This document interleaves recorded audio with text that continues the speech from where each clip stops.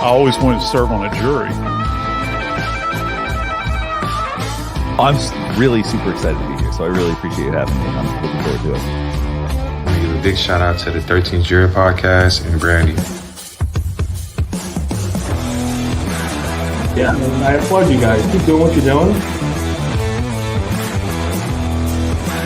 And then I just look to the jury, and it's sort of like, look. Hey, if you're bored of work, come pop in and say, hey, what's up? You are a ray of sunshine, and I love what you've done with your YouTube channel.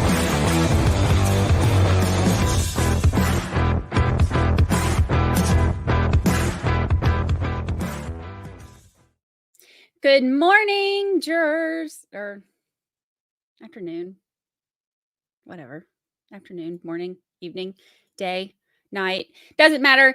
It's jury time. Hello, hello, hello. Welcome, welcome, welcome. I have some good news for some of y'all who have been asking me questions every single day. I finally made it to the post office because since we didn't start till later today, I went to the post office this morning, and I will show y'all what we got. But first, I want to welcome the first to the tailgate. Celebrate you. Good morning.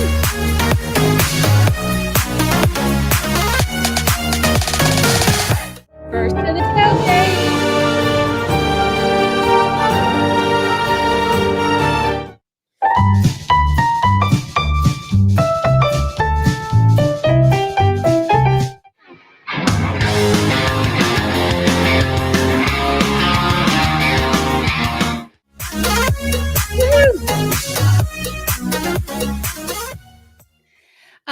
I appreciate y'all showing up, getting the party started right.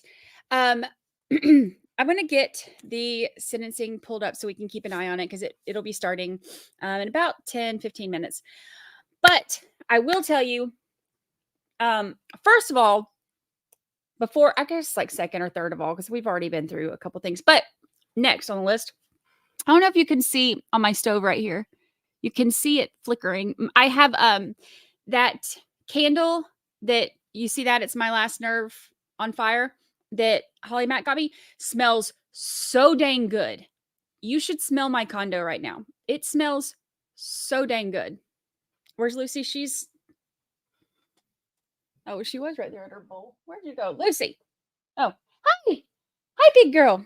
She's wandering around here. She's over here sniffing the post office stuff because she went to the post office with me because they love her up there. She went to the post office with me, and so she is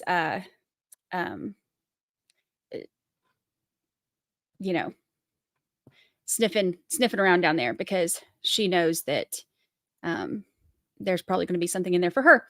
But I did get to go to the post office. So and I told y'all I would like unbox this, but I did undo it so that, you know, like when we sit there and watch trials and they have to, I just now took my medicine, FYI. So you got about 20 minutes of unmedicated Brandi before I'm able to focus and complete sentences and whatnot.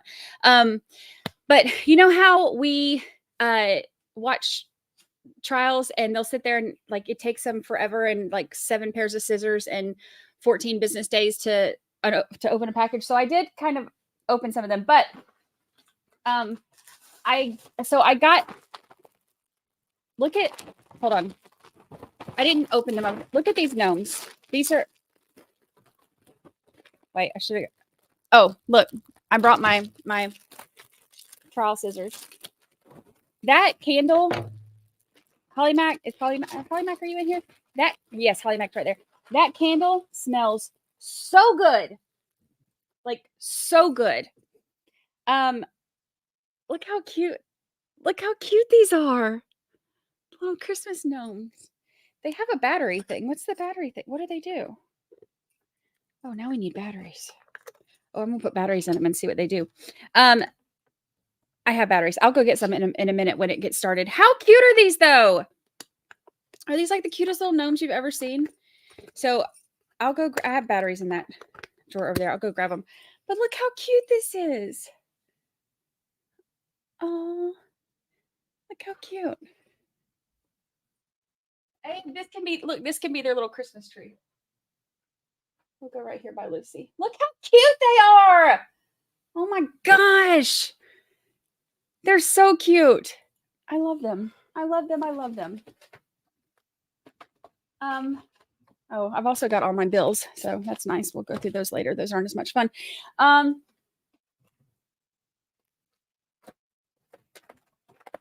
And then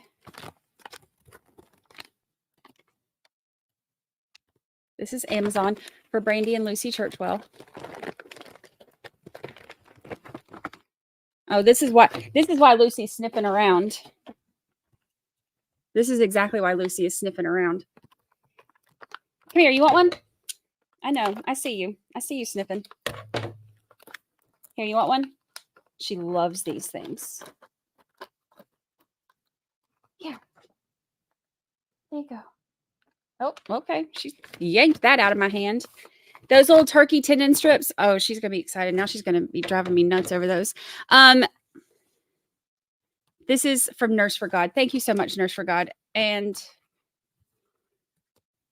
Nurse for God also sent, oh, this is so cute. Look, it's a little Yorkie ornament. It's a little Lucy ornament.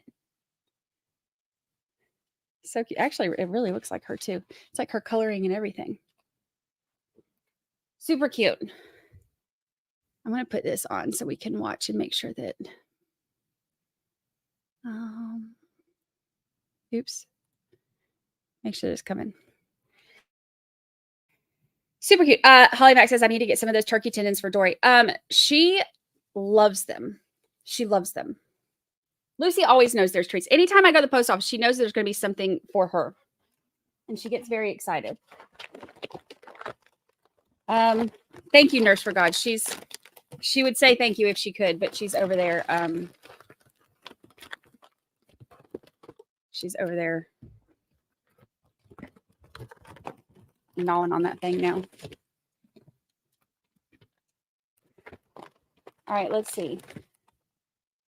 From Candace Hoff.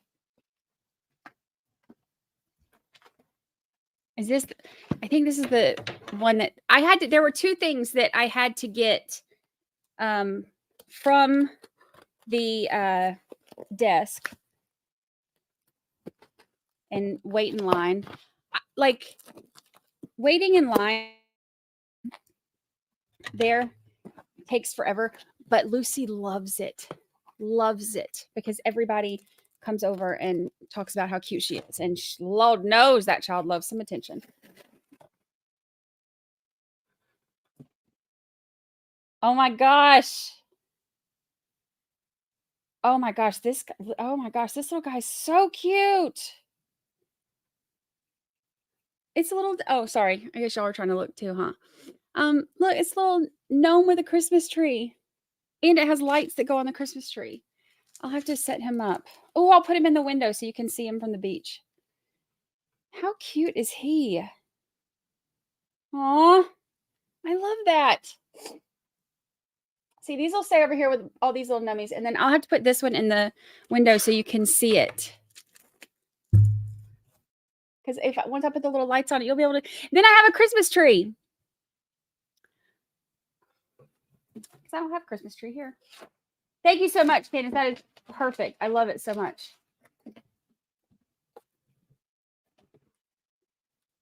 Y'all know the way to my heart. Y'all know the way to my heart. Especially through gnomes.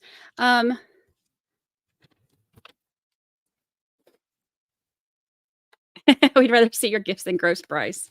Blah, nobody's ready to see his gross head today. Yeah, I'll have my look. Once I put the little lights on that, I'll have my Christmas decorating done. That's all I've got. I also got a card from Stephanie Willis with a DoorDash gift certificate. Thank you so much, Stephanie Willis. Thank you, thank you, thank you. I appreciate it. Very sweet card. I love that. Thank you so much. Y'all are so good to me. I don't deserve you. I really don't.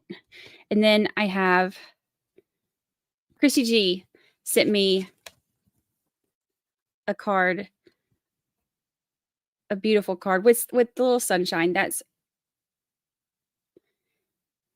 you know, you're an inspiration. So thank you so much. Y'all are so sweet. Those are, I keep every card that y'all have sent. I keep them all because they mean so much to me. There was no panda blanket. I know you mentioned it yesterday. There was no panda blanket. I did not get that, but I had another, this one. But if you give me if it shows it's been delivered, if I have like, I guess the tracking or something, maybe it'll let me do it. I don't know, but it's not, but it wasn't there. This is a fantastic group. It is the best, literally the best. We have the best. I don't deserve y'all. We like the unboxing video. I feel so awkward unboxing because I'm like, I don't want to be one of those like, let me show off types, but you asked for it, you got it. This is from Lola's mom. Look, Gnome for the holidays. How cute is that? That's gonna go on right over there too on my little thing. Is it like rude to go ahead and take the tag off so I can put it up? No, I'm going to. I'll have the scissors out. That way I can put it up. Look how cute that is. And it matches my little gnomes over here. I'm going to hang that. And I got the cup that matches it. Oops. Gnome for the holidays. How cute is that?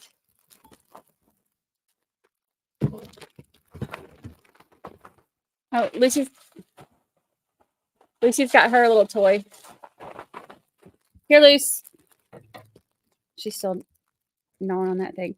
Hold on, let me cut the tag off. You can have it. There you go. There you go. Oh. She looked up at me like, excuse me. I'm eating.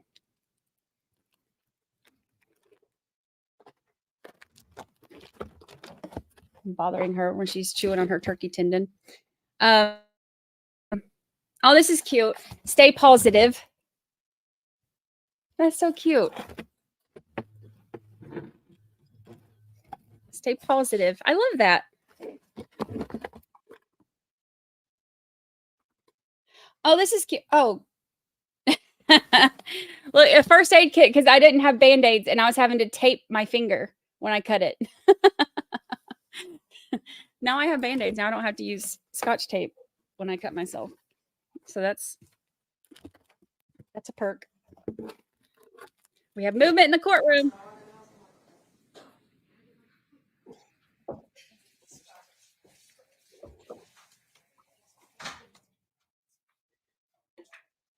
Oh, look, little Hawaiian shirt sticky notes.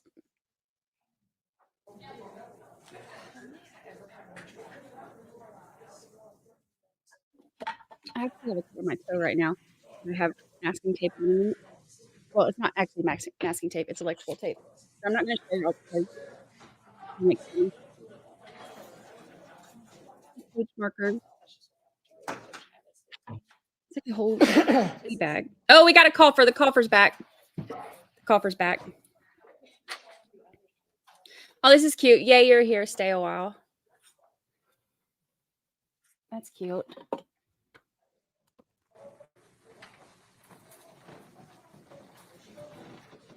Oh, and a microwave bowl cozy. So you put it on your microwave bowls when you heat up soup and stuff. Heat up stuff. That's really cool. Those things are, you can like heat up stuff for like 10 minutes and that stuff. Hello, joining us. I think Brice's head looks like that because he has fleece. Ew. Julie, happy anniversary. Happy anniversary. I think so, but oh, wait. you told me.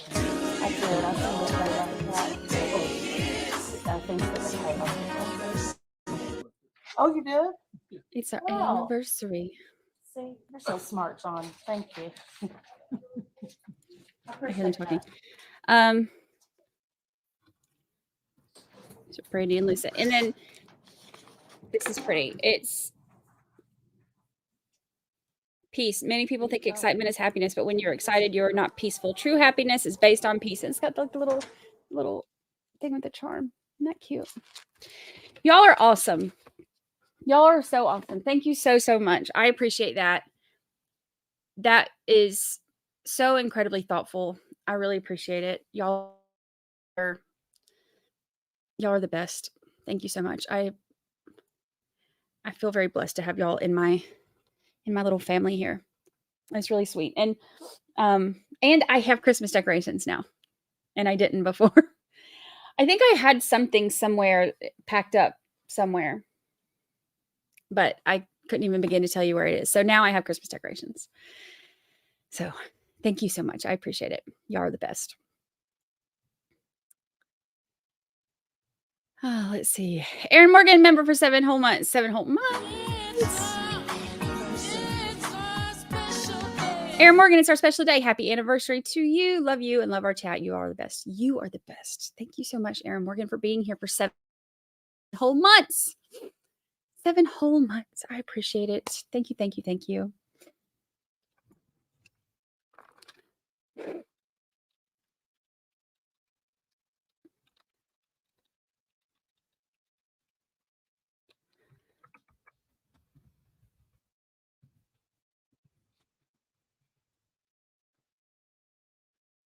Amazing. Let's see. Mary, hello. Good afternoon. Love your gifts. I love gnomes. So cute. I wonder if they light up. Yeah, I need to go let me get batteries. Let's get batteries. Let's put some stuff together. Here, let me move myself so that y'all can see.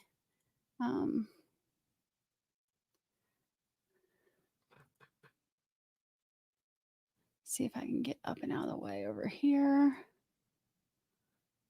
Make myself small. Oops. Nope, not what I was looking for.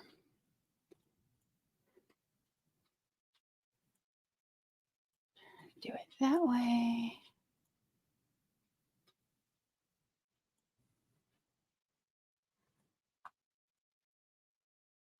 That way. Might be better to move myself over to the other side, actually. Oh, I'll give you beach cam too. Give me 1 second.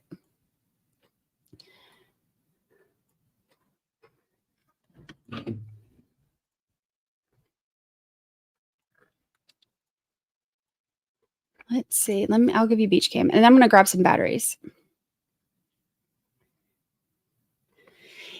I like to make myself smaller so that we can see. But I'll give y'all. It's a gorgeous, gorgeous day on the beach. Oh, let me move the brand thing so you can actually see it. Gorgeous, gorgeous day on the beach. All right. Pelican moment. I know. Pelican. Okay. Let me get batteries.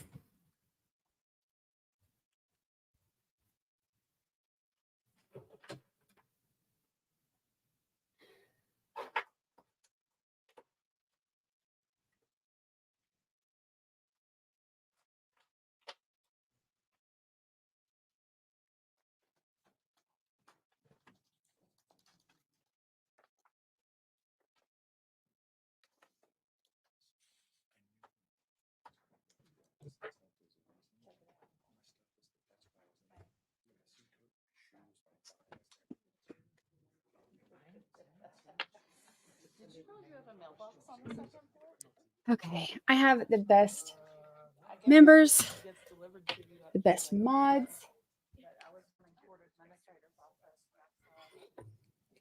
Look how cute these are. Oh my gosh.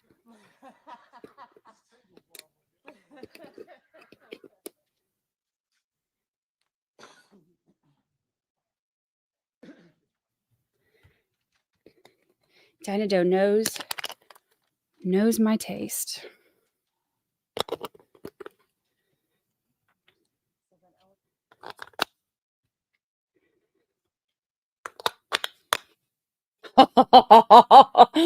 Oh, their beards glow.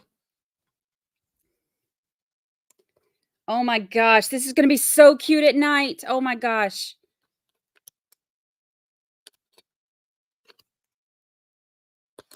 Oh my gosh. Look. You can't see because it's so, look, I want to go like pull all my blackout shades so that I can see their beards light up. How cute is that? Oh my gosh.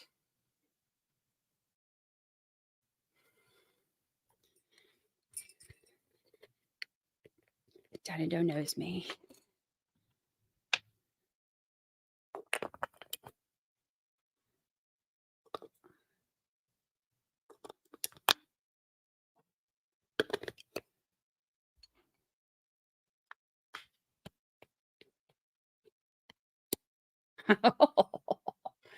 Can you see? It's lit up. Oh my gosh, those are so cute. I'm going to take a picture of it when the sun goes down.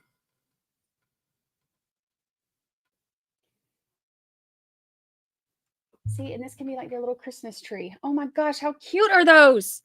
Oh, you can't see it. I moved it over too much, but okay. Now I got to decorate the Christmas tree for this guy. Like, can y'all see him? Look! And the little Christmas tree. Oh my gosh. So cute. So cute. Okay.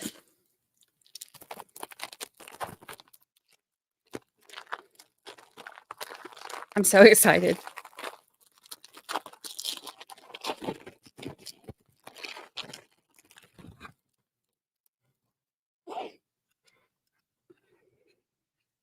Y'all are the best. This stuff means so much to me. It really does. Not even just it being stuff, but just like y'all taking like time and putting thought into this stuff like that just means so much to me. It's really, really sweet.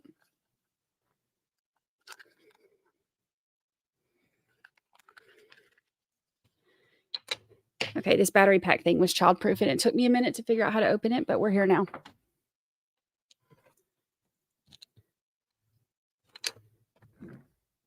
Unmedicated Brandi. Oh, dang. Wrong size batteries for this one. I gotta go get AA. Hold on.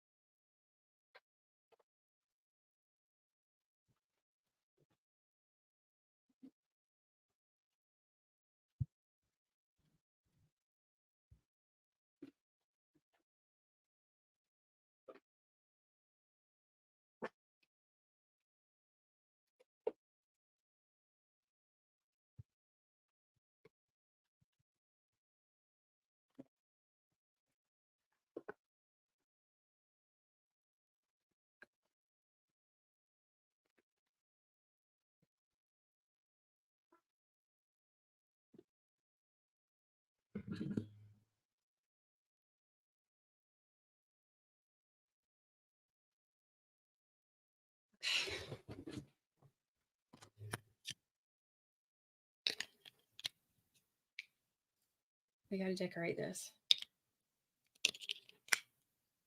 See, look, it has like the little lights so I can decorate the little Gnome's Christmas tree. This is so cute.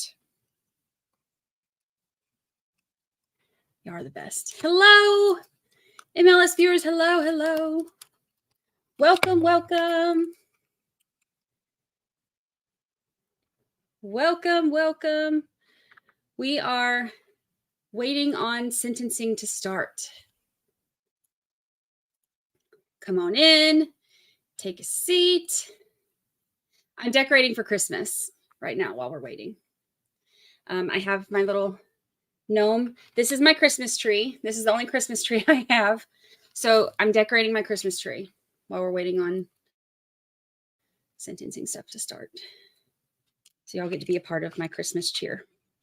Welcome. While we're waiting. Gosh, they get so still, I think that I've paused it, and I have to check and make sure I haven't. Hello, hello.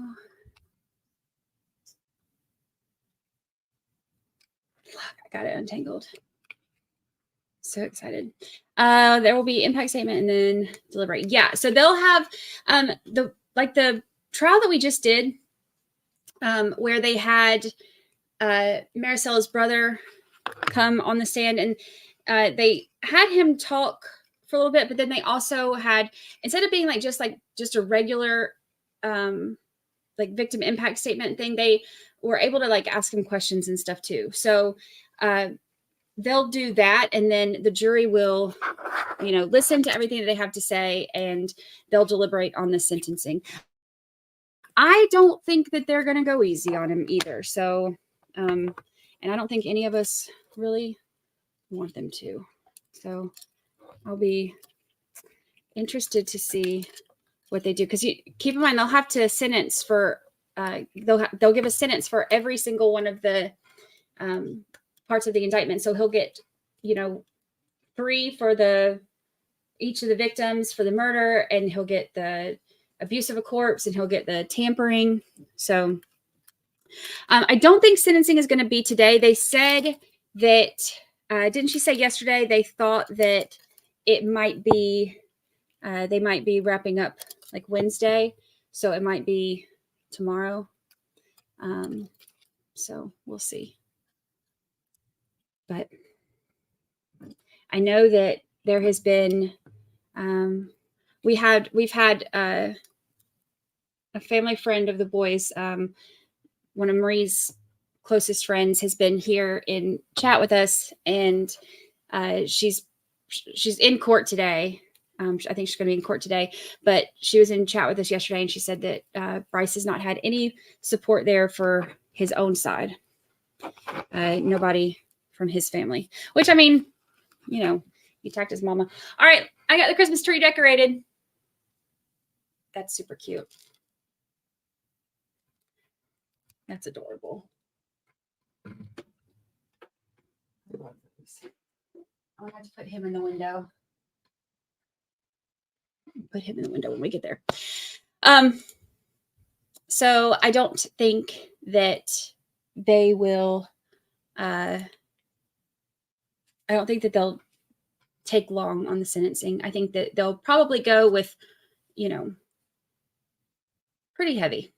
Especially because keep in mind too, we talked about this yesterday. They had to see those videos of just how brutal those murders were. And I think having to see that,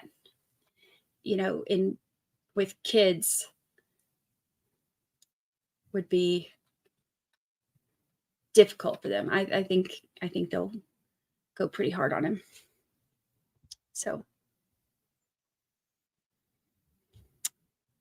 Mary says, I won't be surprised if he gets unalived in prison. The thing is, it's he's still seeming like he, even with the stuff that he's still doing when he's in prison, the extra charges that he's racking up and the things that he's doing while he's there, it's not like he's in there on his best behavior. So, he's going to,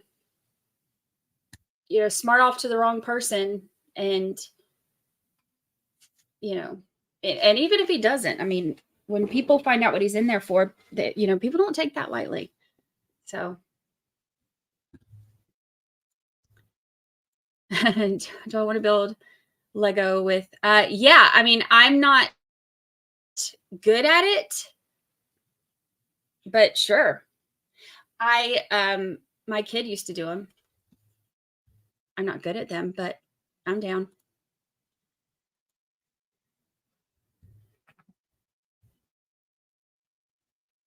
Yeah, he doesn't care at all. I hate to put anyone in solitary, but he's just evil. Yeah, you can't trust him with anybody ever. So I mean, the only thing you can do with him is put him in solitary. Solitaire, that's a game. Mary, thank you so much for that's a huge super sticker. Thank you so much. That's very generous. Thank you. I appreciate that. Thank you. Y'all are so generous. Thank you so much. I appreciate that. Mary. Did I say your name right? I always feel like I say your name wrong. Tedeschi? Tedeschi? Did I say it right? Did I say it wrong? Sometimes I just try to say it fast so that if I say it wrong, you can't tell.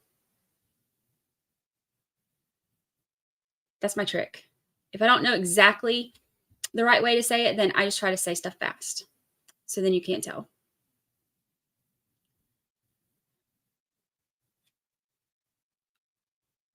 Thank you so much. I appreciate it.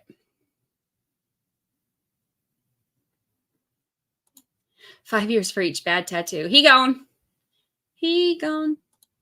You want to be good at Legos. Just interview is the real content. Okay, good. As long as you don't expect me to like have something good. Although, did y'all see my trap house, my trap house gingerbread house? I mean, I do have an artistic side to me. Thank you very much. So. Oh wow, Holly Mack, thank you. You know, I actually hate it when judges say that. She said, I hate it when judges say that. It's the state's courtroom. Holly Mack, thank you so much. Holly Mack gives a huge super sticker, and she's got my condo smelling delicious with that candle. Thank you so much. I genuinely appreciate it. Jessica for Justice says trap house, ginger house. Yeah, I made it. It's a trap house. Hold on. I'll show you. It's a trap home. It's not a trap house. It's a trap home. It was, and we did not, it was me and a couple of my friends that entered a gingerbread decorating contest, and we did not win. I think we got robbed, but this is it. Hold on, let me mute it. But I'll show you my. I'm not very good at working the internet, am I? Okay, here we go. This is my trap house, trap home. This is my gingerbread house. So it's got like the police car, it's got like the dead body, crime scene tape, boarded up windows, and we didn't win. Stripper on a pole, Colt 45. Christmas lights and COVID year round. Who does My dad. Mm-hmm. He says he's like okay, like you know, he's like it's not as bad as last time I had COVID. We didn't win. But he and my mother are adorable, and they will not sleep apart. I know. Aw. They're both like, we couldn't sleep if we didn't sleep together. I'm like, okay, so both get COVID. Awesome. Right? That's kind of cute. I mean, it's stupid because now they're going to get, sick, but it's kind of adorable. Yeah. I know it really does. Yes, ma'am. He's not coming out. He's getting dressed right now. Oh, okay. Thanks. Everybody's back here. All right. I love Hot Mike, but I like it when they talk about interesting stuff, not just like your parents want to sleep in the same bed. Yes, and on that note, let me ask you all. So I'm just not straight on when they come back. Are we doing the misdemeanor? I think our intention is just to put it on the Are they doing the misdemeanor? penalty phase forms with everything else. Okay, but are you presenting separate proof on that? I will just ask the PDP witness what the penalty range for every charge is, including the misdemeanor. Oh, okay. Can you all come up for just a second? I got confused. Okay, everybody's asking me what kind of candle. It's No problem. Holly Mack sent it. I don't know what flavor it is. It smells so good though. It says my last nerve, and it says you smell that it's on fire. But it smells so good. So good. Let's see. Love a hot mic with my nosy self. Yes, me too. Yeah, somebody's in the hall and Lucy's letting them know that, they need to keep it down out there. Donna G, thank you so much on the Brandi. Gosh, you smell that. On the Brandi train. Thank you so much, Donna G. Thank you, thank you, thank you. I appreciate that. Thank you, thank you. Oh, it smells so good.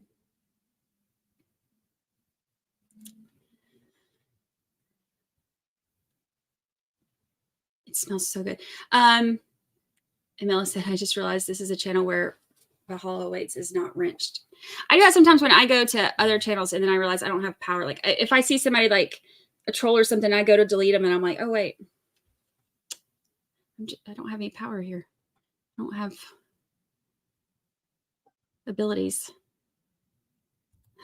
True Crime Range, I will jump on that train. Choo choo. Thank you so much, True Crime Range. Thank you, thank you. I appreciate that.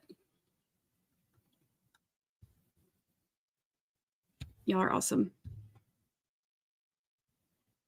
It's Christmas. Birthday. Happy days. And this jerk has been guilty. So now we go into the justice phase, which is my favorite part. Oh, it did not have a Walmart bag. You know what? I bet that's why we lost. I bet that's why we lost. That must be why. I should have had a Walmart bag.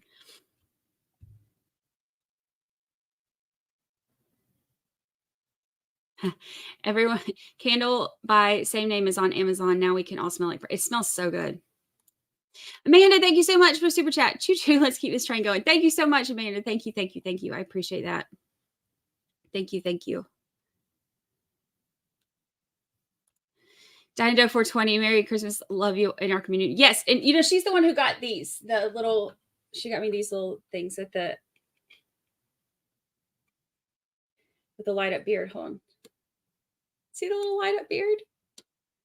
I cannot wait to see these at night.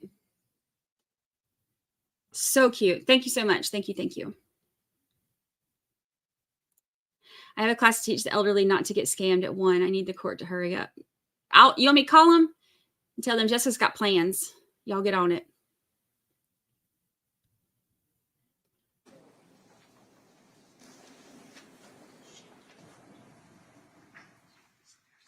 Weezer, I'm not sure why it wasn't up there. If you set the tracking number, I'll go back up there again tomorrow.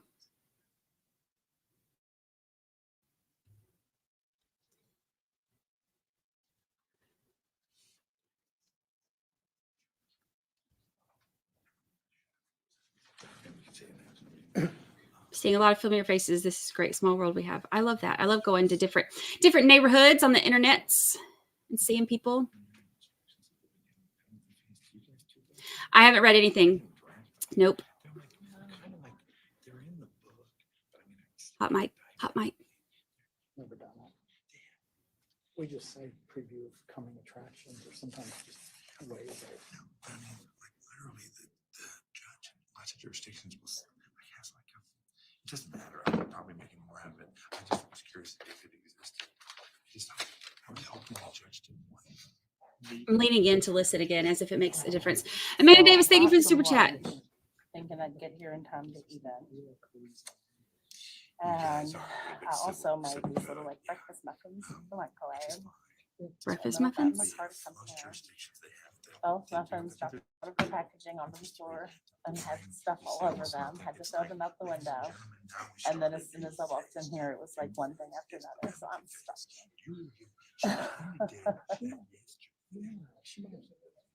I'm trying to listen, but I know. I bet there's pizza back there. Even when we get the hot mics,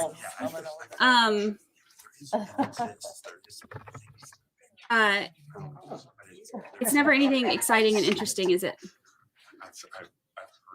I'll take our 5-minute break. I'll be scarfing down an avocado.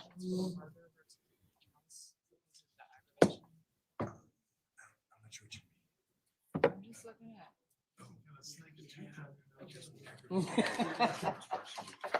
Just gonna scarf down an avocado on a 5-minute break. That's all I heard. Did you get something from me? Yes, I opened. Were you here yesterday morning? I opened. I I opened yours yesterday morning at the very, I think we did at the very beginning of the stream, or was it on break? I think it was the very beginning. But yes, and I have my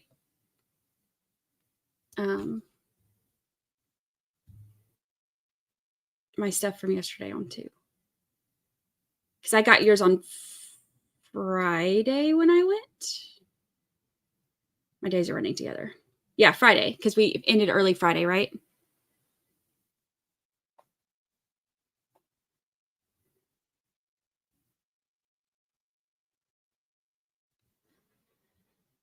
My days run together.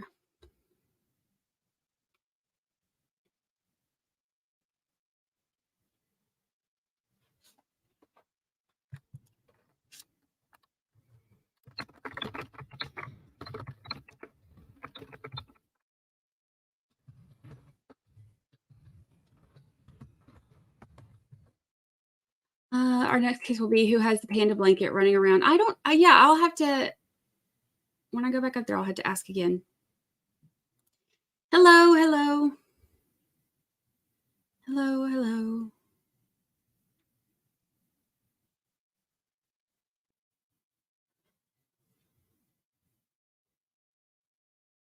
House of Goats. Yeah, she's over there. You can't see her because she's out of the camera shot now, but she's over there laying by it now. She finished her little turkey tenderloin thing, or tendon strip or whatever. Oh, he's not in jail clothes today. I thought he would be in jail clothes now that guilty verdict came out. But I guess not.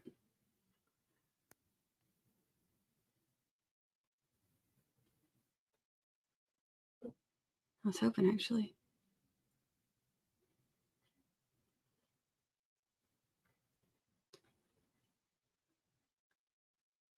He was late. He must have had better things to do.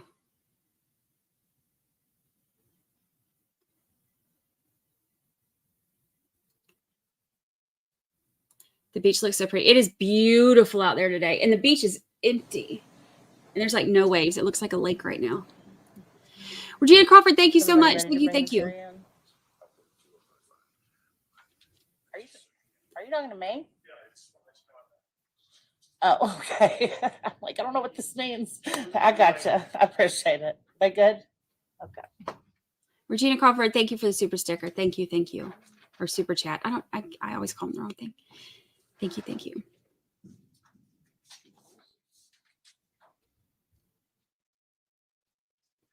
That person had to pull up their britches. Did you see that? We're saying his name. Been there. That's what happens when you got wide hips. You have to like jump in your britches. Like you have to hold the sides and jump in them. And then where your belt loops are, you always get holes right there from having to pull up your britches. Wide hip problems. Beth Henderson, I sent you a DoorDash gift card through Amazon. It should be in your email. Oh, thank you. Thank you very much. Thank you. Thank you.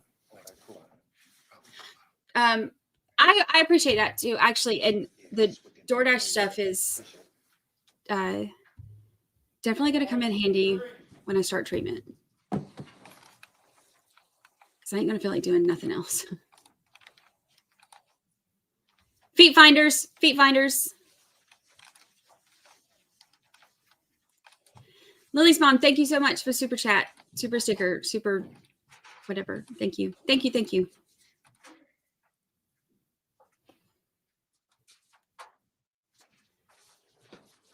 We have the best people. All right. Thank you. I'll see that. Check it, check it, check.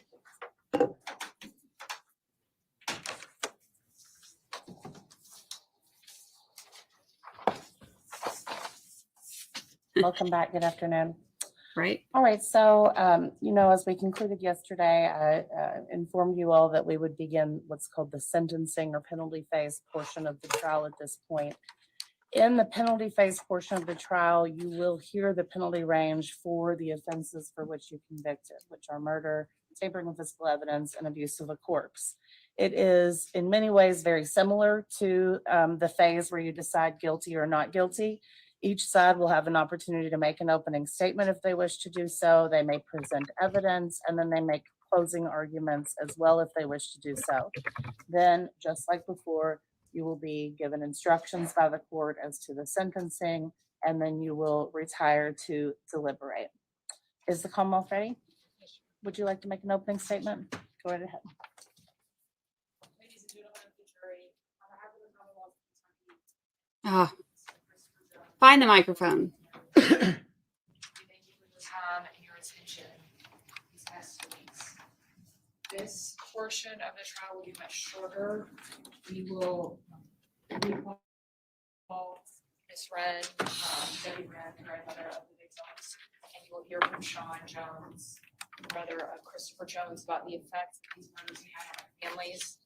We will also present evidence of the defendant's prior convictions. Oh, yes.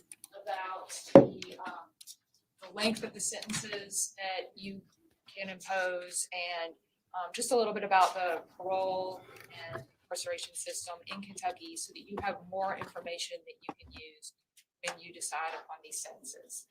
Now, when you go back there to deliberate, you are allowed to consider all the evidence you have already heard up to this point, the nature of the crimes presented during the past week's testimony, in addition to the new evidence that you will hear today. Thank you very much. For the defense? They're going to hear all of the stuff about his previous convictions.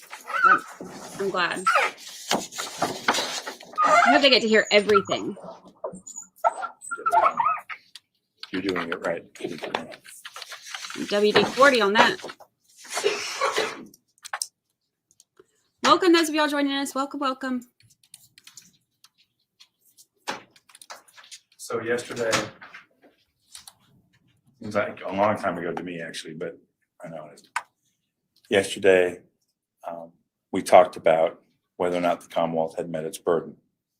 And that was the last time we talked before you went out and you went to the jury room. And I want you to know that I appreciate the fact that you took time, talked about it together, went through the instructions, thought about it. And I understand that you reached your conclusion. That's your job. You did your job. Now, there's just a few more days. That sounds even worse than it is. Tomorrow. We'll finish tomorrow. And you also may be tired of me. And I'm not going to talk at great length. I know I talked for a little while yesterday.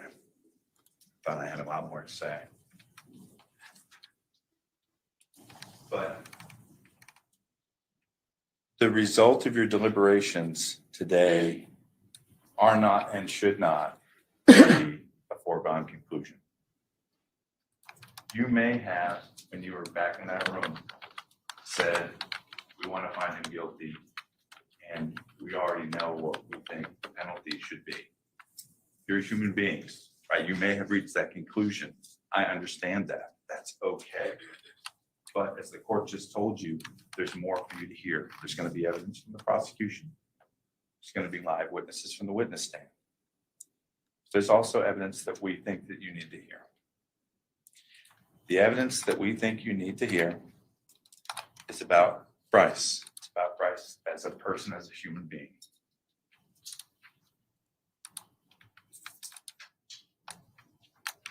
We, all of us, everybody, we are not simply the worst thing that we have ever done. You have reached the conclusion that Brice committed that crime and that the Commonwealth proved that beyond a reasonable doubt, and I accept that. We have to. But that doesn't change the fact that Brice is a human being as well. And I'm going to ask you to keep an open mind and listen and decide, because literally what you decide today and tomorrow determines his future.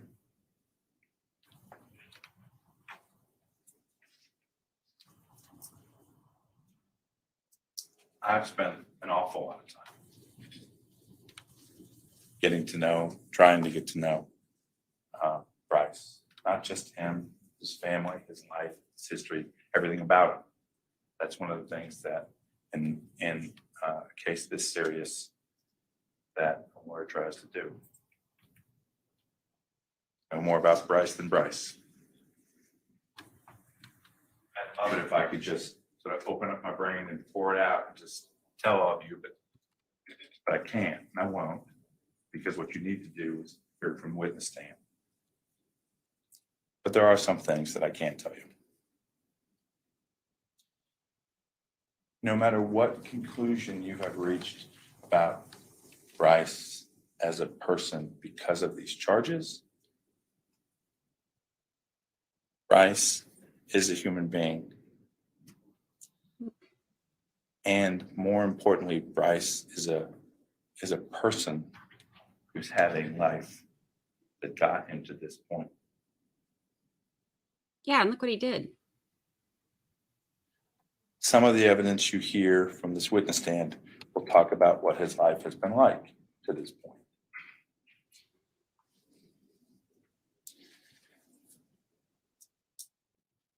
You'll hear that as a child, Brice's life was different than a lot of kids. There's things we take for granted. Right? Many people have tough lives. Brice is one of the people who has had a very tough life. And he also had obstacles that luckily most of us do not have. We'll hear that Brice suffers from an intellectual disability. That's the current term. That's what people use now. When I was growing up, we used the word retarded. I'm not saying that to be harmful to Brice, but I'm saying that to make sure that it's clear. You'll hear expert testimony from this witness stand explaining not only the existence of that disability, but also the effect of that disability. Because these things aren't abstract, they're not just out there. It's not just the existence of something like that, it's how it affects somebody.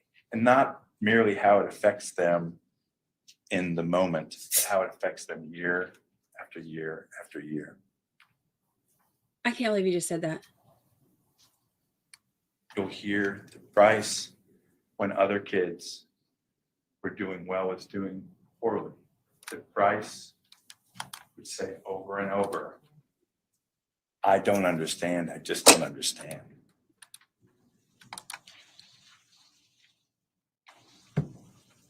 People can have, things can affect people differently. But in this case, based on the verdict you have reached, I will tell you there is no small sentence. I'm not going to get up here and ask you for a small sentence because that's not even possible. It's not even possible. The smallest sentence, and the judge will instruct you, is 20 years in prison for each count 1, count 2, count 3. That's the smallest amount. So there is not going to be, not me, not somebody else from my team, no one's going to get up here and say that we're now asking you to let Brice out the door or anything like that, because that wouldn't even be in your power. But I am going to ask you to keep an open mind and think about the things in his life that have actually affected him and got him to this room and that chair today. You're going to hear about Brice having several brothers, several sisters. I'm not going to try and go through all of them today because frankly, it would all just be names difficult to remember, and I'm not trying to be confusing. But you will hear about one of his brothers. And this brother in particular, I think is important. I think it's worth pointing him out because he also had trouble. And Brice and his brother both had difficulties, but there's a big difference between the two. One brother got help, got extra attention, got extra counseling, got extra time, was evaluated, and had parents who followed through with the evaluation. And that brother now is a professor teaching in a college. Brice didn't get any of that help. I wish he had. I'll go so far as to say if he had, I do not think any of us would be in this room. But he didn't. He didn't get the help.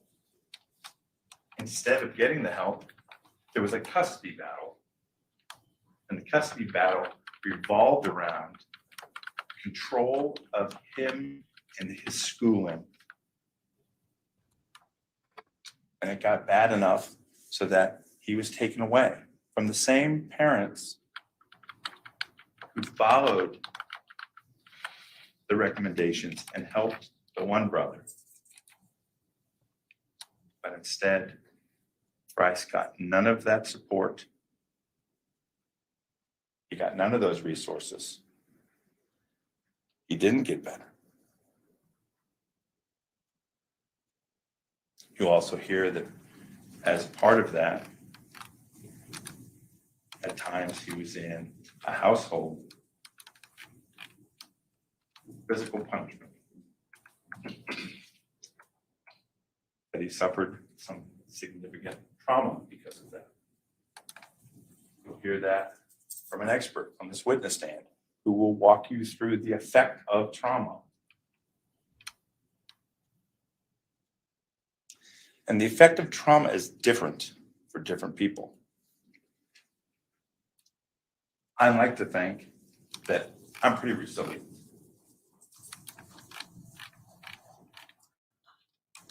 But the problem is, if someone is already suffering from an intellectual disability, they don't have that resilience.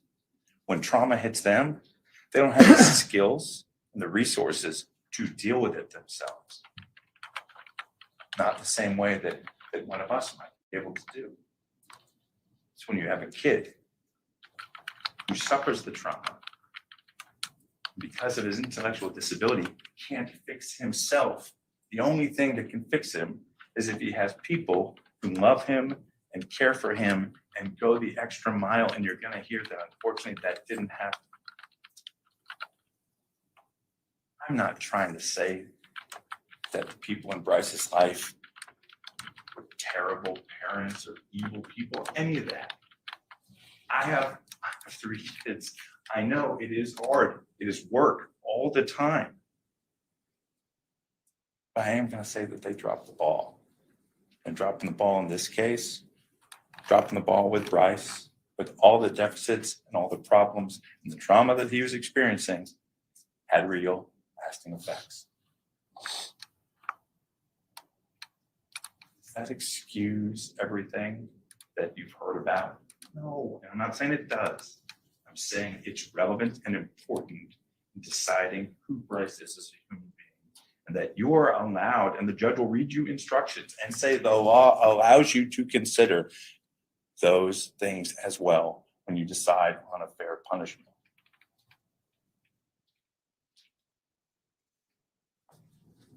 You are allowed, as the Commonwealth said, to consider all the evidence from the first phase. And I think if we told you you weren't allowed to consider it, you would anyway. You're allowed to consider the punishment that was meted out to Mr. Carter, Mr. Taylor. Carter was in prison for 3 years. Mr. Taylor was in prison for 6.5. You're allowed to consider that punishment as well. It's up to you how much that matters. The last thing I want to tell you,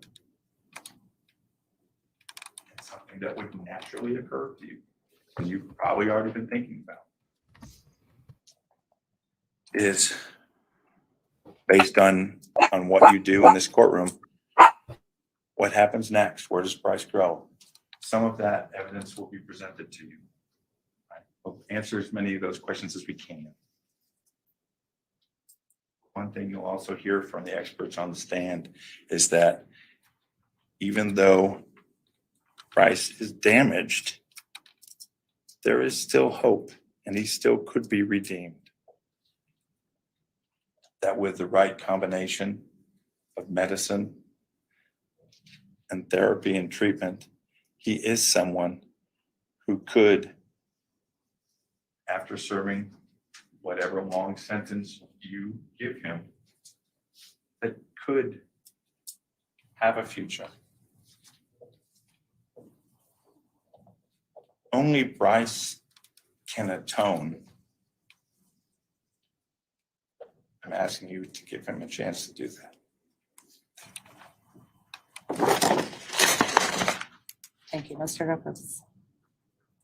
I would like to call the first witness. Yes, Your Honor, Commonwealth calls Sean Jones. Thank you.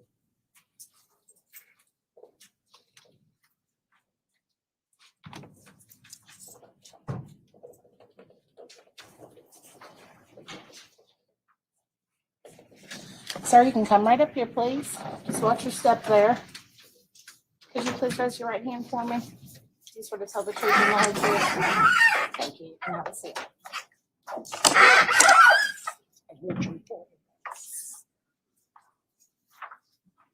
Good afternoon, sir. Could you introduce yourself to the jury? Jury, my name is Sean Lamont Jones. I am the older brother of Christopher Renard Jones. Could you tell the jury how this crime has affected your family? It affected my family a whole lot. You know, my brother, he has two sons. They're, in high school, and they don't have their father. And really, it impacted me more because I felt as an uncle to them. Couldn't take care of them the way their father would take care of them.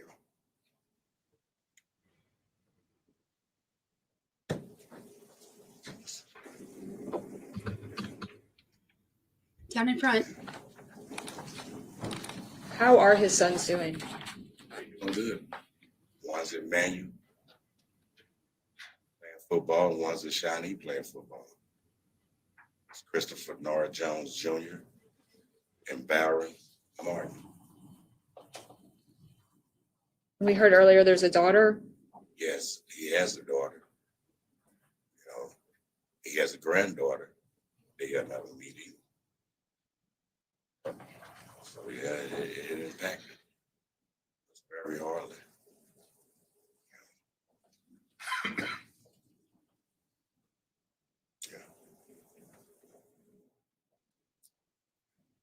Is there anything else you would like the jury to know? He was a good man, He didn't deserve that. I'm sorry, I could not hear you. My brother was a good man. He didn't deserve for his life to be taken. For him to grow with his sons and his daughter and try to get to know or even get to know his granddaughter. He'll never have that. How old is the granddaughter? She is probably 3, maybe. This is Christopher's. I was answering my door. This is Christopher's Thank you, sir. I have no further questions. Hold on, the defense might. brother. Any questions? Sorry for your loss. I don't have any questions. Thank you. You're free to go, sir. Thank you.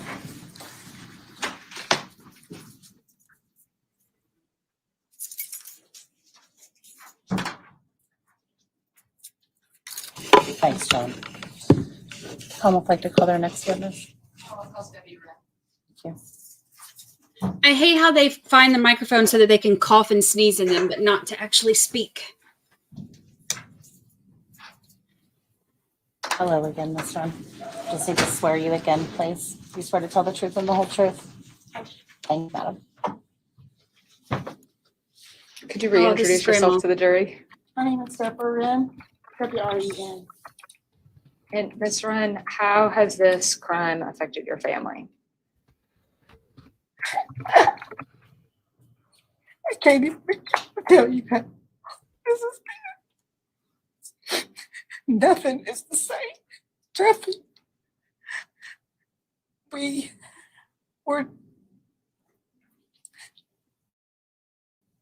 just can't get over it. We cannot. We don't know how to deal with it. It's been 7 years and 7 months. And all the things we used to do, go to boys' ball games, birthday parties, Christmas, everything. It's just not the same without them. They really were kids.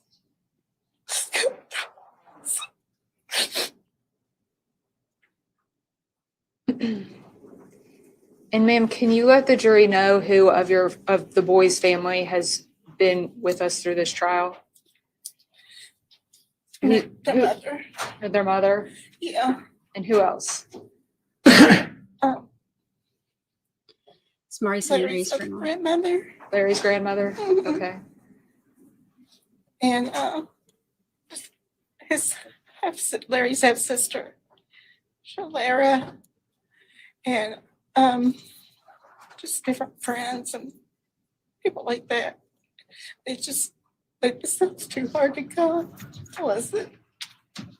Yeah. Has your husband been here too? Oh, yeah. He he watches it every day on TV, and he can't be here because he fell and hurt his leg, and he fractured his knee and pulled ligaments in his knee, and he couldn't get up and down. And the jury came in and out, so he had to stay home.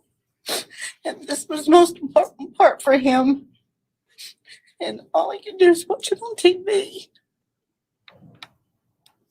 And then talk to me when we get home. But we'll never be the same. Nothing is the same. I mean, you can still get together with your family, but you miss them because they were so loving and so much fun. And Larry used to help me.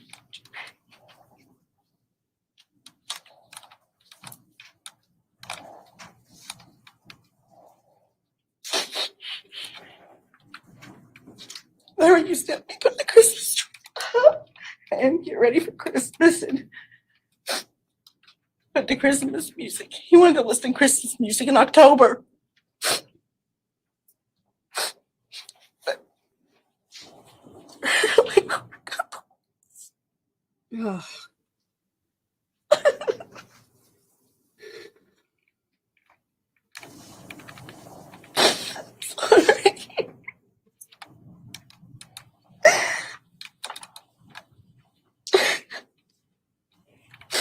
I miss him so much.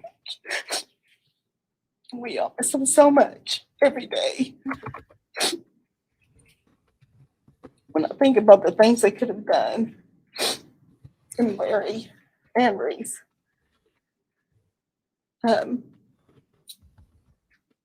Larry really never planned on going to Texas Christian College. That's all he talked about, was going to Texas Christian College and playing football. That's all he talked about all the time. And Brice talked about his music. He loved music. But they were fun. They were fun kids. They were. Now they're gone. 7 years and 7 months. Thank you, ma'am. I have no further questions. Oh. I don't have any questions. Okay. You're free to go, ma'am, or stay as you wish. I'm glad they're not asking them questions.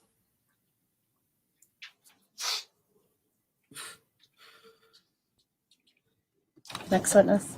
Oh, call Danielle Brown. Thank you.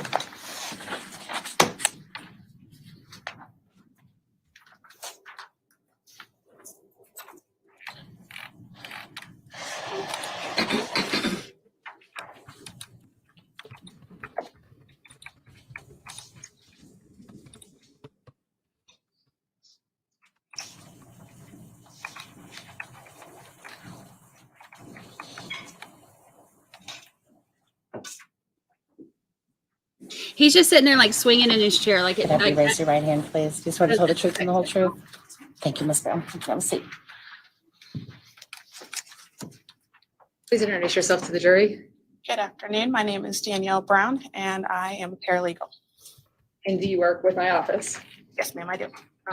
What, relative to this trial, what are your duties? My duties are to compile the criminal history and compile the certified convictions and things like that. oh yeah, In this case, did you get certified copies of records for the defendant Brice Rhodes? Yes, I did. How do you do that? I contact the clerk's office for both here and in Indiana, and I got certified and exemplified copies of each of the convictions. And are there certain identifiers or other means that you use to make sure you're getting the convictions for the right person? Correct. I searched by name, birth date, social security number, and things like that. And what is the defendant's date of birth? His date of birth is September 8th, 1990. So how old is he now? He is 33. Did you find prior criminal convictions in this case? Yes, I did. Right.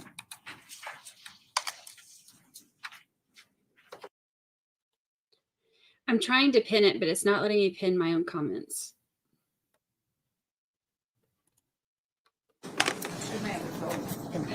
Yeah.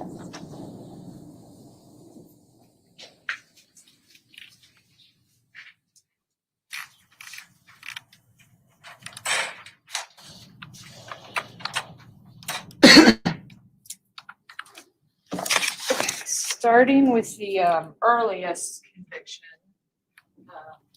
what county did it happen? It happened in Clark County, Indiana. Okay, what was the date of the offense? January 9th, 2009. And what was the offense?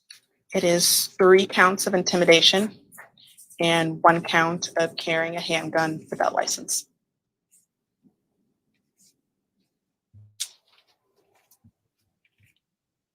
Okay. What was the date of the conviction? February 1st, 2010. And what was the sentence? 4 years fixed term of imprisonment at the IDOC. Would that be the Indiana Department of Corrections? Correct. What was the date, the next offense, what county? Clark County, Indiana. And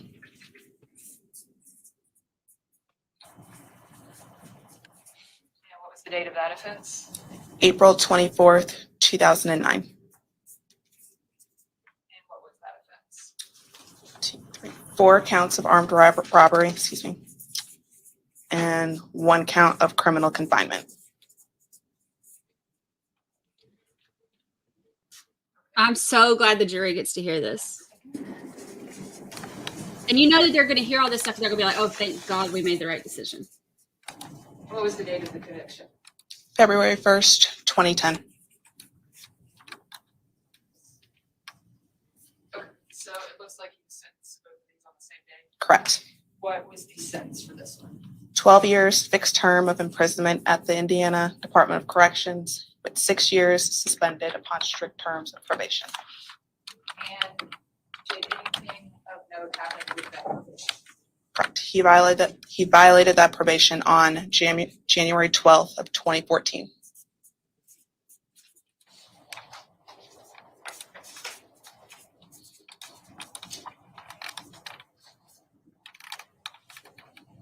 January 12th, you said? Yes, 2014. Okay. And when he violated the probation, what happened? He was revoked on April 14th, 2015, and it was revoked 270 days and released with JTC of 135 actual days and ordered returned to original terms of probation. What was the, oh, and are these misdemeanors or felonies? These are felonies.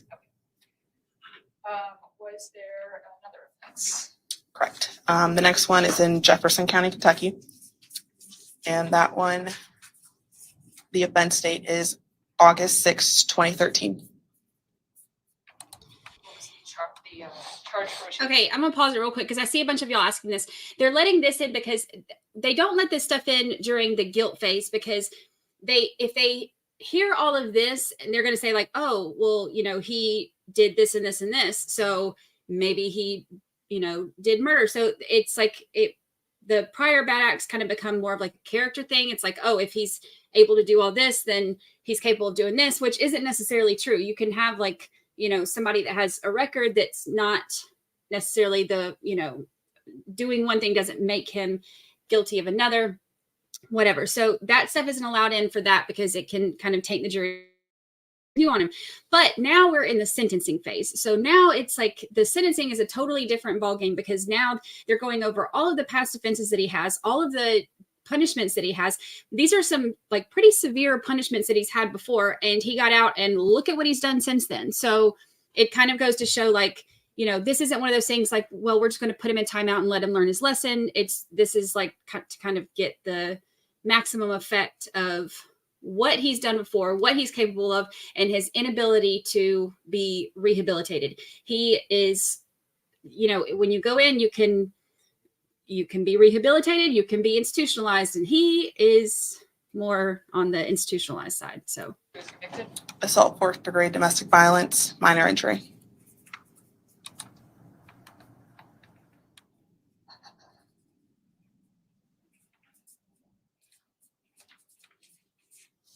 Okay. What was the date of conviction? August 19th, 2013. And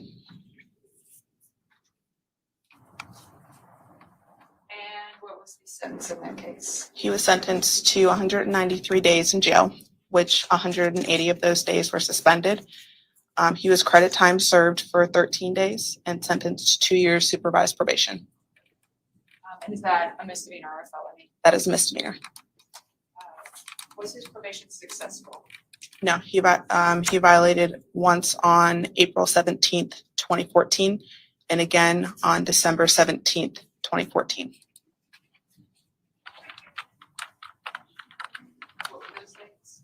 The first time was April 17th, 2014, and then again on December 17th, 2014. Okay. What were the penalties for each of those? The first time he was revoked on April 24th, 2014. He was sentenced to 90 days in jail, credit time served for 12 days. And the second time, the sentence date was June 3rd, 2016, and he was sentenced to 90 days in jail. Was there another conviction? Yes, the next one is from Clark County, Indiana. What was the date of the offense? January 12th, 2014. And the offense? 2 counts of battery resulting in bodily injury. see some of the states like Georgia and Florida. Does Florida have it? I don't know, actually. South Carolina. July 16th, 2015. They'll have the 3 strikes law. So if you get 3. He was jailed for he was sentenced to 1 year in jail, 6 months in jail, sentenced to run consecutive. If you get 3. Correct. Like serious felonies, it's life in prison. Does Indiana consider that a misdemeanor or a felony? They consider those misdemeanors. God, it is pretty outside today. Was that probation successful? No, he was violated on December 16th, 2015. Or excuse me, he violated on December 16th, 2015. And was there a final conviction? Not for that. That is still currently. No, I'm sorry, I meant for Oh, yes. The last one is Jefferson County.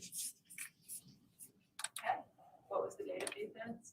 April 13th, 2014. What was the crime for which he was convicted?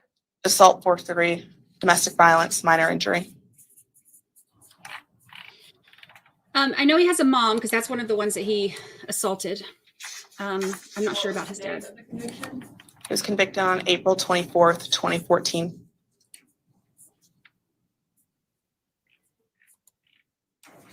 What was the sentence like? He was sentenced to 270 days in jail with 180 days suspended, credit time served 12 days, 2 years supervised probation. When he was probated, was that probation successful? It was not. He had a violation on December 17th, 2014. And he violated every single time. Like, he's not going to learn a lesson.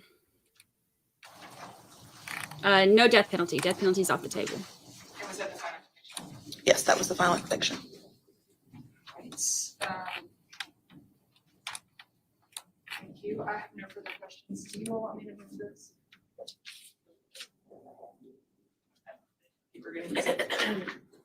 Any questions from the defense? So, your role, how long did you have that? A little over a year. So you were asked to get records together and kind of collate them into a report, basically. Correct. And other than that, you don't have any other role in this As in, with Brice Rhodes. correct. I've got a further question. Any follow-up? No, ma'am. You're free to go, madam. Thank you. Thank you.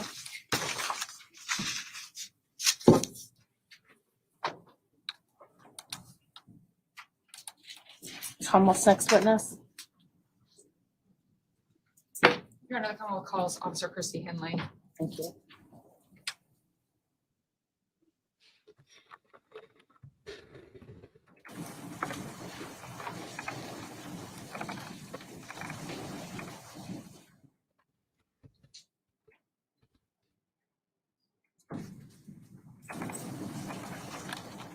Hello.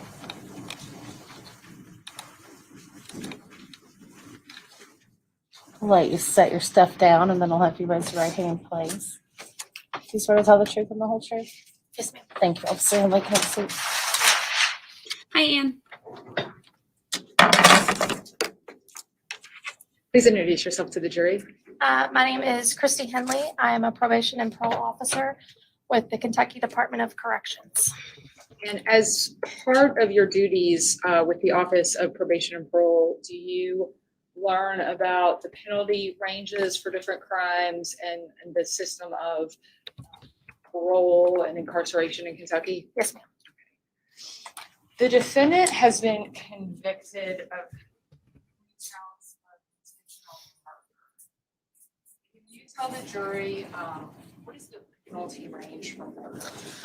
The penalty range for murder can be 20 to 50 years, life without parole, or life without parole for 25 years.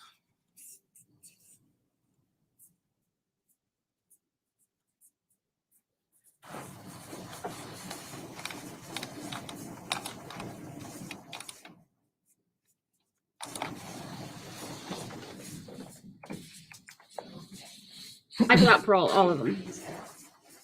3 back to back.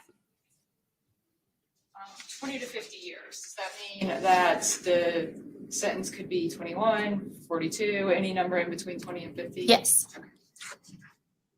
If somebody is sentenced to any of these besides life without parole, will they at some point meet the parole board? Yes. Okay, before we get to when that is, can you tell the jury what parole is?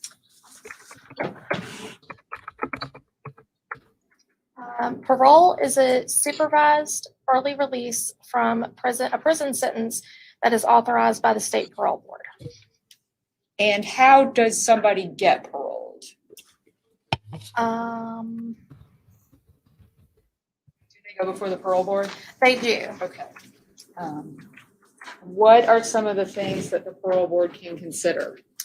The parole board, for appropriative release, is that what you're talking about? Yes. Okay. They will consider psychological evaluations, educational programs, the seriousness of the crime, whether it was violent, the criminal history, a juvenile record, institutional adjustment, history of drug and alcohol involvement, history of assaultive behavior, history of violence, and any pending charges. And when somebody goes before the parole board, what are the different choices the parole board can make at that point? There are 3 different choices. They can choose to parole them. They can choose a deferment, and then they can choose serve out. What does serve out mean? Serve out means that they will be required to serve until their minimum expiration date. All right, so we'll go back to now what somebody's eligible for parole. Is murder a violent offense? Yes. What does that mean? Does that affect parole eligibility? It does. When somebody is convicted of a violent offense, when is that person eligible for parole? They have to serve at least 85% of their sentence. Until they meet the parole board? Yes, ma'am. So if somebody got a 20-year sentence, when would he be eligible to meet the parole board?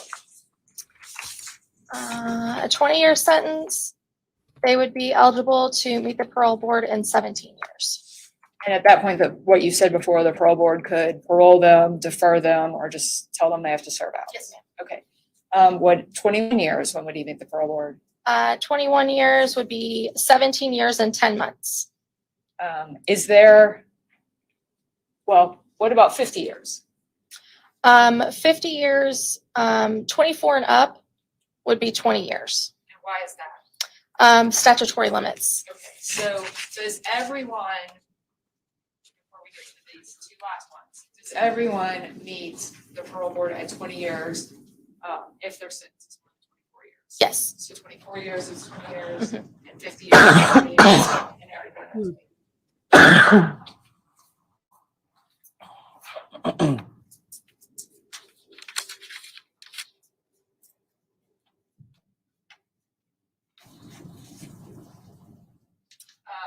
Are there two exceptions? Yes. And if somebody is sentenced to life without parole for 25 years, when do they meet the parole board? After 25 years. And if somebody is sentenced to life without parole, when do they? They do not. And you said something earlier when you were talking about the final choice a parole board can make is to serve somebody out. And you said something about a max date. Minimum date. Minimum date. What is that? The minimum date is the date the offender will satisfy their sentence with good time credits. Do good time credits apply to violent offenses? Some of them, yes. Okay. What is a good time credit? A good time credit.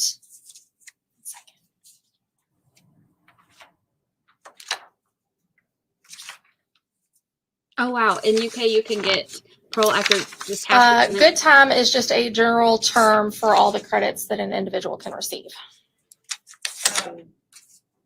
So let's say somebody has a 20-year sentence. He goes before the parole board. They say, you got to serve out. How much time might these good time credits be?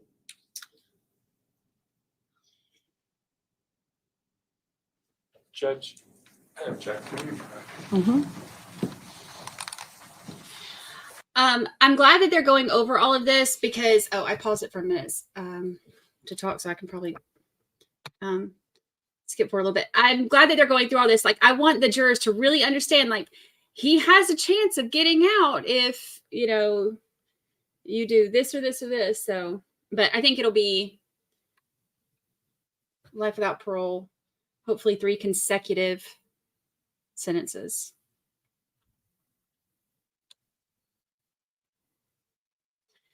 Zap.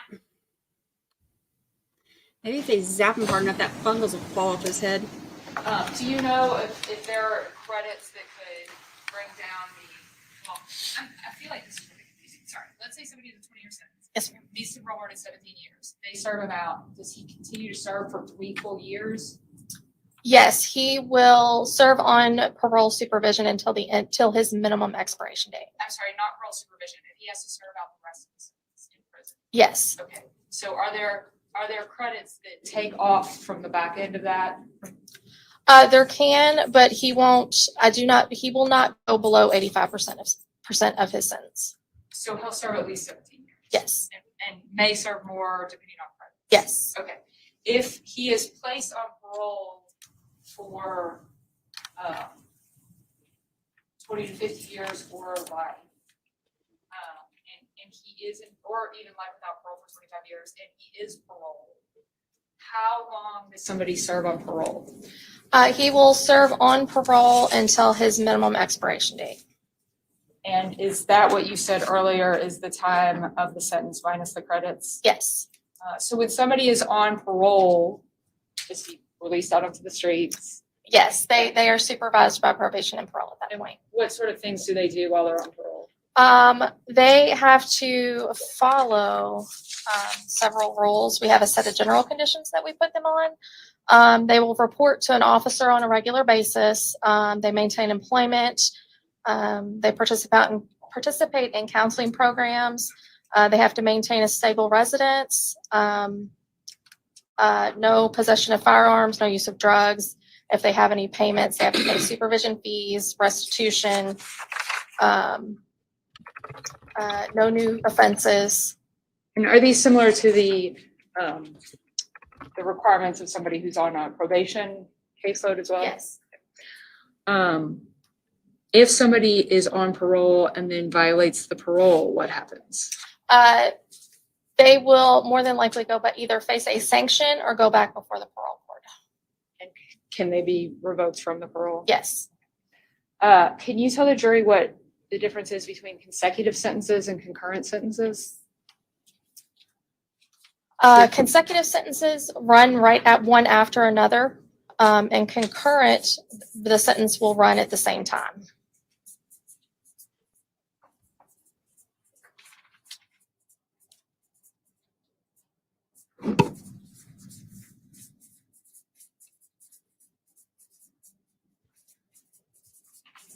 Okay, so if somebody has 3 counts of murder, can the jury run, and let's say they get 30 years on each count, can the jury run those all together for a total of 30 years currently? Yes. And can the jury also run those consecutively? Yes. Is there a cap on number of years? 70 years. The defendant has also been convicted of tampering. What is the penalty range for that? 1 to 5 years. And then abuse of a corpse, 2 counts. What is the penalty range for that? That is up to 12 months.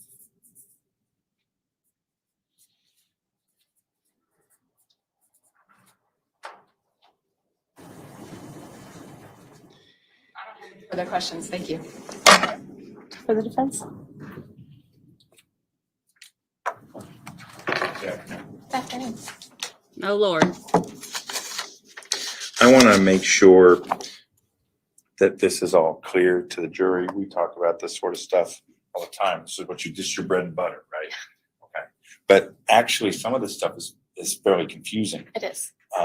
So I may even ask you the same question that she asked, but I'm not doing it to be confusing. I'm trying to make sure there isn't any. Okay. The sentences that carry the charges that carry the most time that the jury has convicted Mr. Rhodes of is count 1, 2, and 3. And those are all counts of murder. Yes. You walked us through, but I want to make clear when we're talking about the time. When you say 85%, I want to make sure this is clear to the jury. We're not talking about the 85% would only play in to what's called a term of years, right? That's this top. Yes. The prosecution was asking you about good time, right? But actually with a violent offense, someone is not eligible for most of what we call good time. So there is not a concern, and the jury should not have a concern, that a sentence, for example, of 30 years was actually a sentence that was whittled down by good time to some low number. If right, I mean, it doesn't go down. There's not some. We don't, in Kentucky with a violent offense, people don't walk out the door with a small percentage of their sentence. No. Okay. Also, because with movies, TV, and true crime podcasts, people get confused. In Kentucky, we don't have a system where one day counts for 2 or 1 month gets doubled or anything like No. that, right? Okay. So if somebody's serving a year, that's a day for day year. Yes. Okay. So I want to make sure I'm asking you this question. He's talking about us. Also, I wanted to clarify, you may have said it, but I didn't hear you say it. There's no possibility of probation at all, right? Okay. Because this is a violent offense, that's not something that anyone even talks about.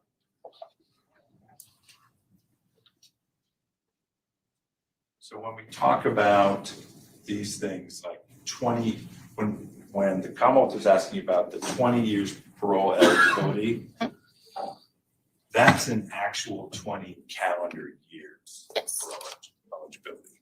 Okay.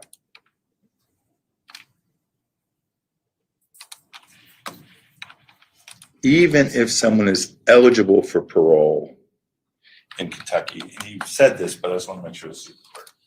That doesn't mean you ever get it. No, correct. Being eligible for parole is never a guarantee in Kentucky that you will get parole. Correct. And you laid out the criteria and things that the parole board looks at. So is it fair to say that someone basically has to earn parole? They have to show the parole board Correct. that that parole will be appropriate? So if somebody does a bad job on those criteria that you laid out for us, they don't get parole. Yeah, it'd be up to the parole board, but yeah. So if someone went up after 20 calendar years for parole, they could be denied parole. Correct.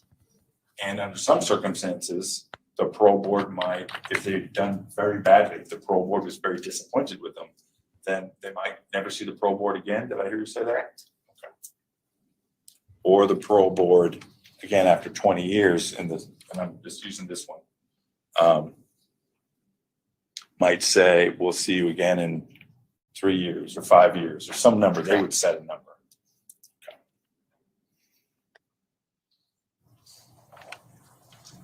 Does the parole board then tell people who are in prison, or does someone, it might not be the parole board, it might be a different employee at the Department of Corrections. Are people told what the expectations are and things like participating in programs, staying out of trouble, things like that? When they're incarcerated? Yes. Yes. So it's not a surprise. No. They know what is expected of them, so people have an opportunity to try and earn that, right? Or if they don't meet expectations, then it's their own fault.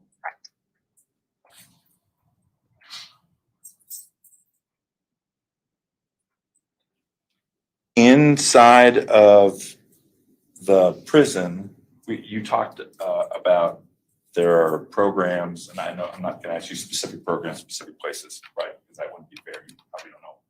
But there are programs available. Correct. And the parole board evaluates whether people participated in them and how they did in them and things like that. Correct. There's also therapy and counseling, depending upon the needs of the individual. Correct. And if appropriate, medication will be administered by the Department of Corrections as well.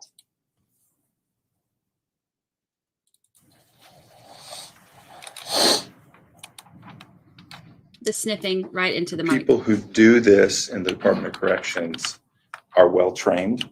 Correct. They see lots of people, right? Correct. And they know what they're doing. Right. I would like to agree. Yes, Okay. correct. You can tell me if you don't know. And those professionals make decisions about, when we're talking about parole, for example, they make decisions about who should stay in and who should be released with some form of supervision. Right? Yes, the parole board does. Yes.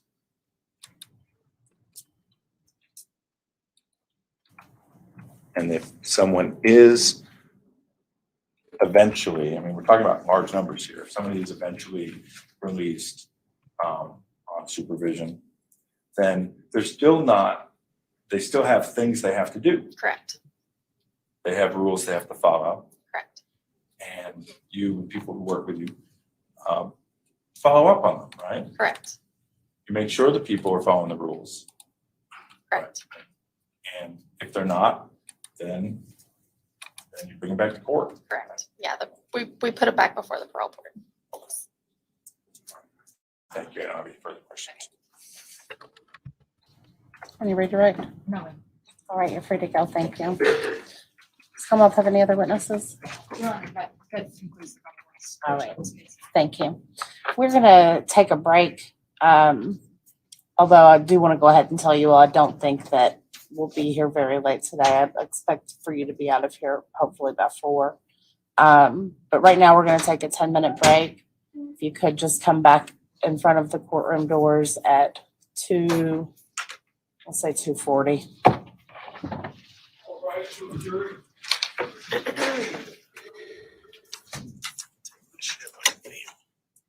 That Gene tug.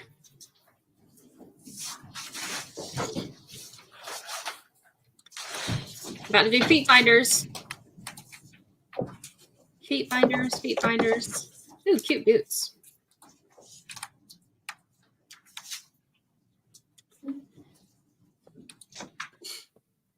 Watch your step, single file. Come on through. Come on through. Cute jacket. Ripped jeans. I was wearing the same ones earlier. Yep. Come on through. Ooh, bright red. Look at you go.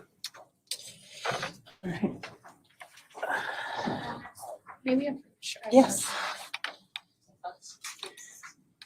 I'm not led to. All right, let's get through. Sorry, I said the part. So I don't think that there's a chance in hell he's gonna get parole Thank you. I appreciate that. opportunities. Response from the Commonwealth. Your Honor, we request to deny this motion. The Commonwealth has put on a lot of evidence about the intentional nature and the fact that jury found guilty of intentional murder, and the fact that physical deaths was presented and found by the jury to have occurred. All right.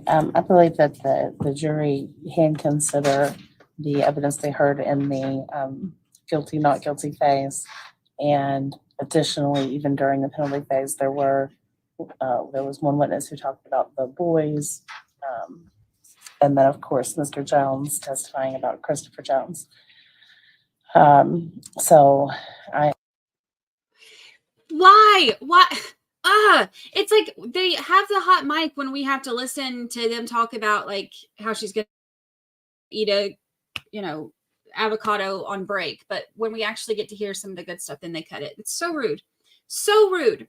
All right, she's sending them on a break right now, and they're going to come back. I guess the prosecution is done with their witnesses for now. So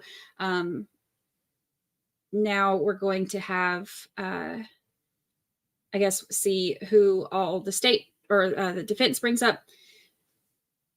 They'll bring up whoever they said the site here. You want to look at the beach while nobody's in here. Gosh, it's so pretty outside today. I keep staring outside. The water is so blue today. So squirrel, pelican. What was I saying? Oh, they'll bring whoever did the mental evaluation on him. They're going to bring that person, but the let's just hope that whoever they bring in will tell the defense attorney, let's think twice before you give that speech again in public. That was a little bit awkward. This is supposed to be a 10-minute break. Let's see if it's a 10-minute break like yesterday was a 10-minute break, when the 10-minute break was actually almost a 2-hour break. And we just sat here waiting. Oh, at least nobody's dying into the microphone today. Oops, where'd that go? Yeah, only just a little bit. Let's see.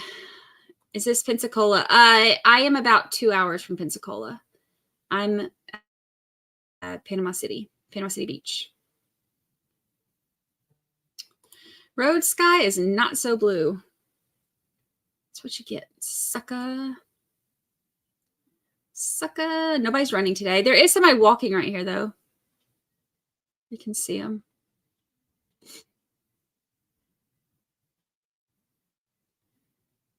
Love it.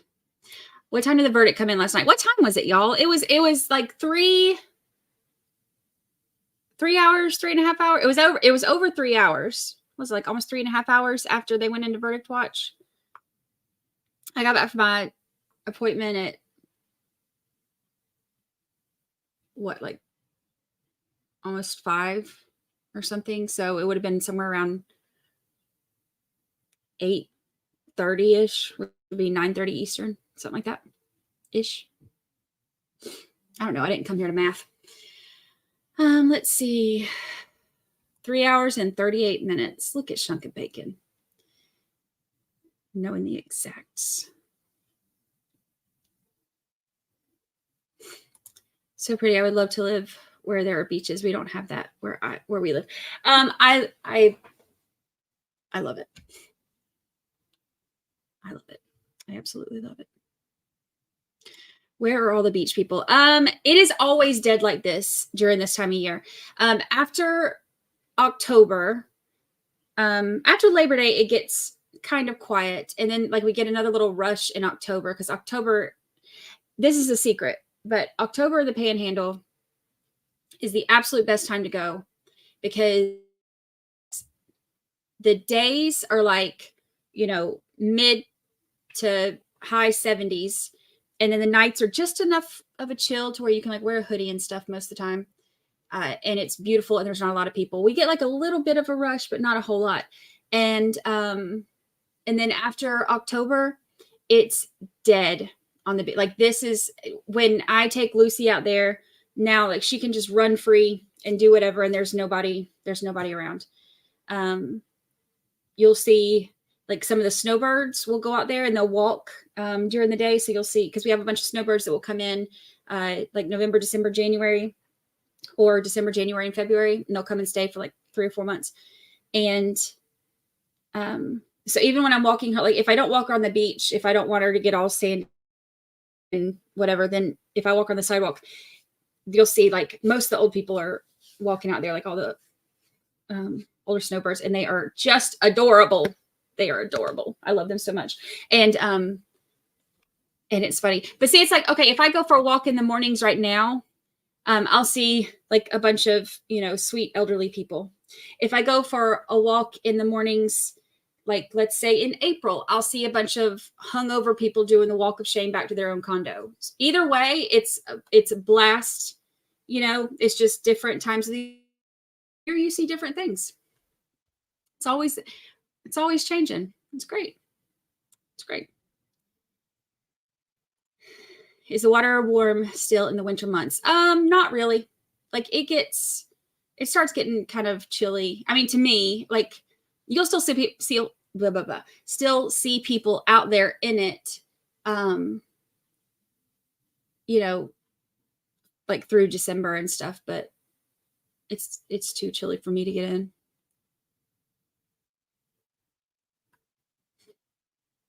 Let's see.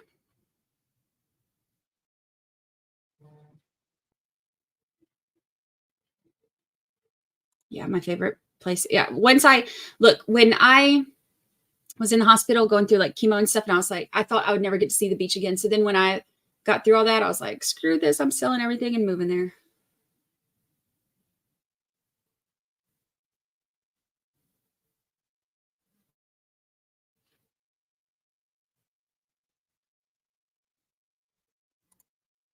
Beth Henderson says, you're not lying. October is my favorite time of year at the beach. We have a place in Orange Beach. I love it. We get another little crowd. Like we'll get some people here for Christmas. We'll get some people here for Thanksgiving. New Year's Eve is real big around here. They have like a big beach ball that drops over here. Like they'll have like a huge thing for that.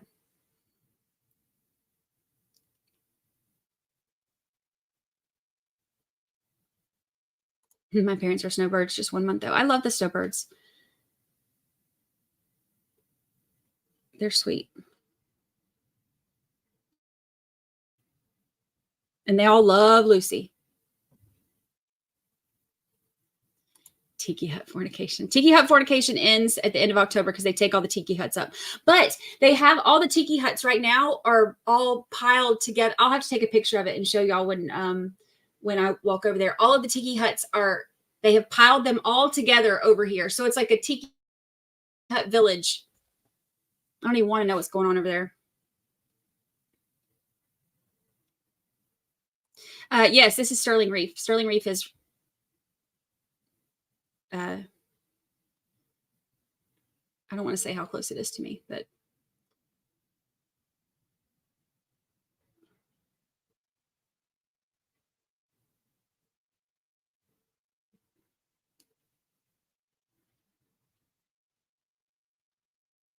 when I win the lotto, I will be a snowbird. I always used to say, like, I would always put it off.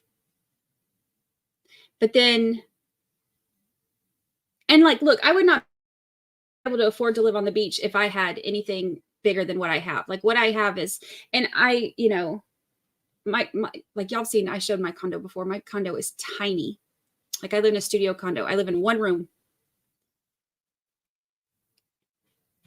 If it was anything bigger, I wouldn't have been able to afford it, but sold a 3-story house to move into one room, but it was worth it for the view.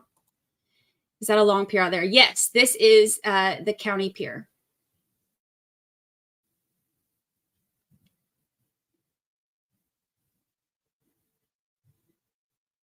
No, this is city pier. Wait, where? Yeah.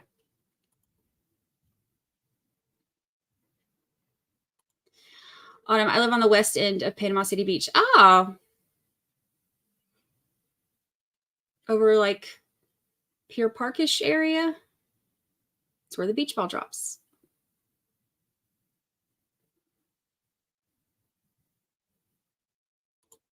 Yep, their timer stopped, but it did yesterday too. They gave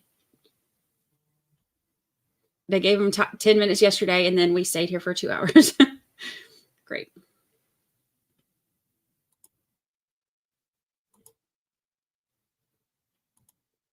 It's Anne's birthday.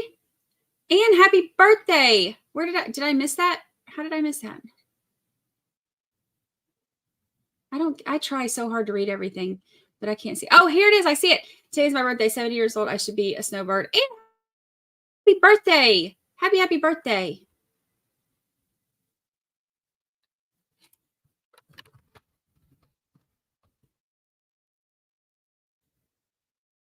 Happy birthday.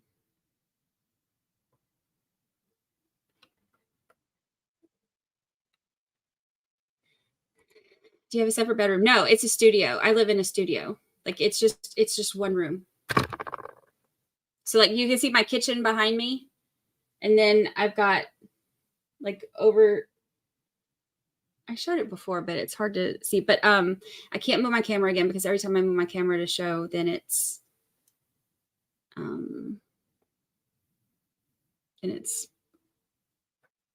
I can't ever get it set back up. But it's like a studio. Kind of like you would see like a hotel room. Tiny, tiny.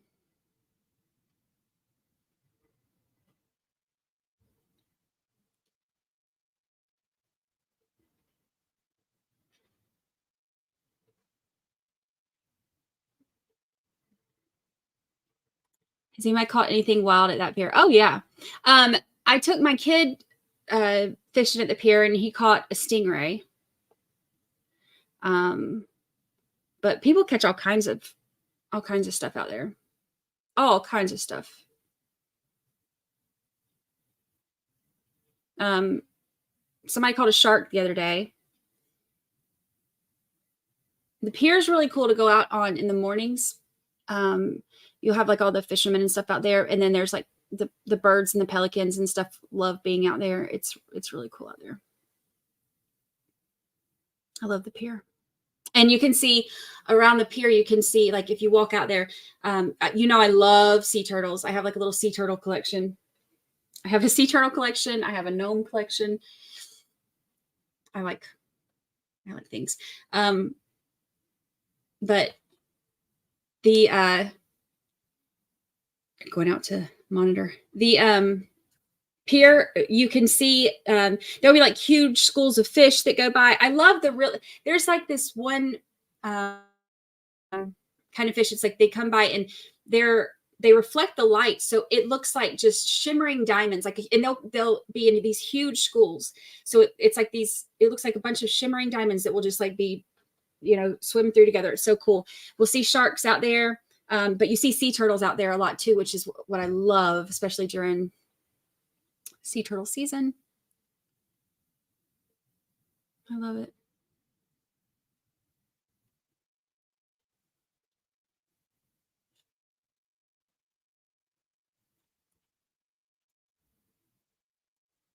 They're moving around in there, so maybe they're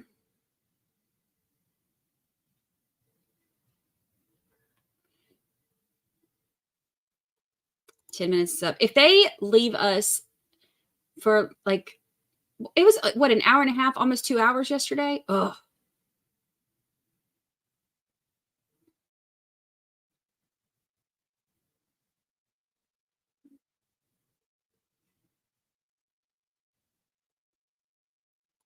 Minnows. Yeah, we'll say like little minnows and stuff too. You see them like even out here when you're walking. The water's so clear that when you walk out there and you look down, you can see jellyfish like swimming by you. You can see, especially depending on the time of year, which like the little clear jellyfish, those are fine. Those are fine. If you see like the pinkish purple ones, they're called pink meanies. Those things will mess you up. And then the man-o-wars, if you see the man-o-wars, those things will blister your whole leg.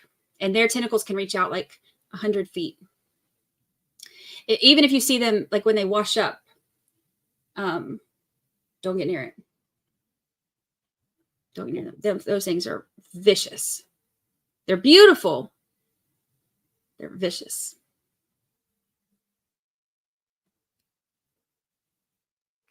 And there's dolphins. I see dolphins. Like the dolphins like to come out in the mornings too. Oh, now I can see the person that was walking right here in front of me. The dolphins will come out in the mornings a lot, and you can see them. And like the water is generally calmer in the mornings unless there's like weather coming in, but and the way that the light reflects and stuff, it makes the top of the water look kind of like glass. So it makes it easier to see their fins come up too, which is really cool. So normally when me and Lucy will sit there in that window and drink coffee and watch the dolphins in the mornings.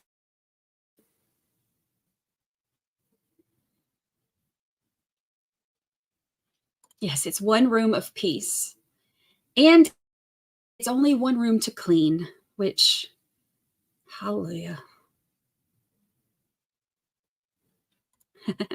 Beckett once said she wanted to be a marine biologist and work with sharks because, and I quote, sharks need friends too. They do. I always think of the ones in Finding Nemo where they're like trying to teach them to be friends with other people. And they're like, fish are friends, not food. Repeat after me. They're trying to teach the sharks to be friends with other people. I love that movie. That was Jacob's favorite when he was little.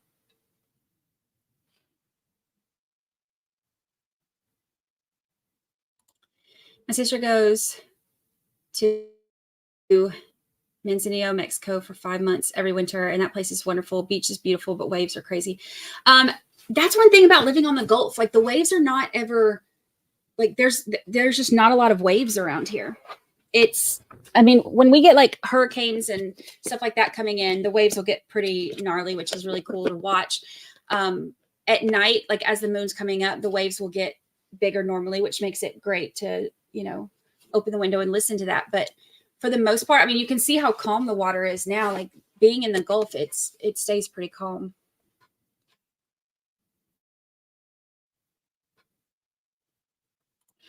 We cannot drive on the beach. All the rescue trucks and during turtle season, they'll have the volunteers that go out there and look for the signs of turtles that have come up to nest and stuff. But hubby said we need to vacay there now. I'm telling you, like I chose to move here because I've been coming here my entire life and I love it. I absolutely love it.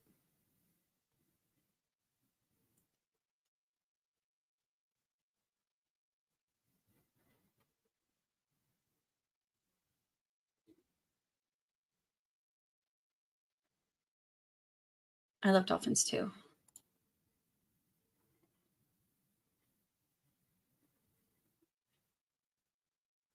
My plan in New Year's to go to Cali to the beach. I've never been to the beaches in California. I've only been to California once, and it was like I didn't even really go to California. I mean, I went to California, but I didn't go there on purpose. I was on. Let me start over. I was only there for I had like a layover, so it wasn't enough on the way to Hawaii, so it wasn't enough time to actually really go explore much of anything.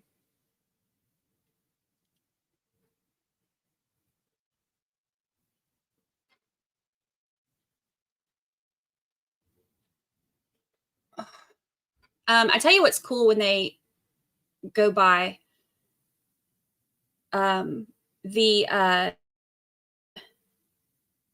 God, what are they called?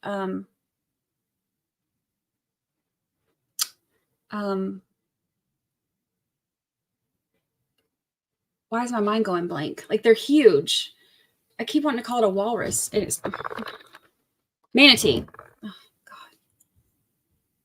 I don't know why I want to call it a walrus.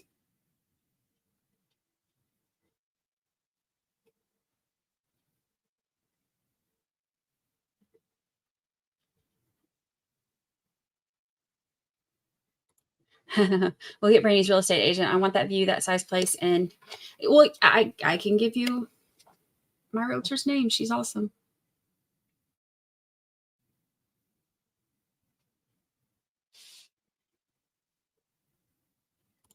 Texas gets some wild influxes of jellyfish. Yeah, there will be.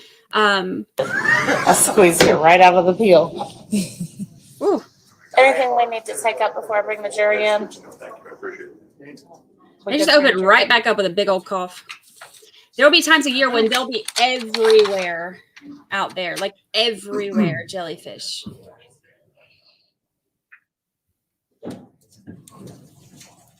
They have different parking spots along, but yeah, you have to here, let me show. Right here, you can see this is where they drive through or whatever, but it's a pretty good sized beach. But yeah, you have to just carry your stuff down there. But there are different places will have parking and stuff. Remember that case where it was the people in St. Matthews arguing about that right of way, and one neighbor was like, "Let me shit on her." It's like, we should allow their pets to get with it. Off the silly stuff. She squeezed it right out of the peel. She must be talking about the avocado she was going to eat on her break.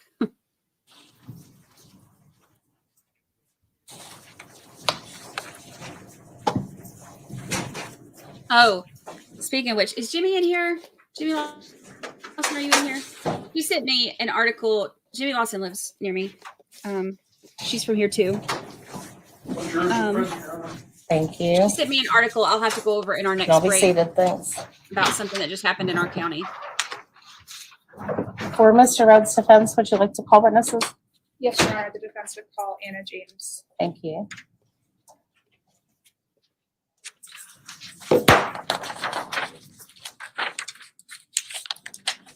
I love avocado. Hi, you can actually come right up here to the witness stand. Thank you. And I will have you raise your right hand. Do you swear to tell the truth and the whole truth? All right, you can have a seat. Thank you. Is it James, James? Thanks.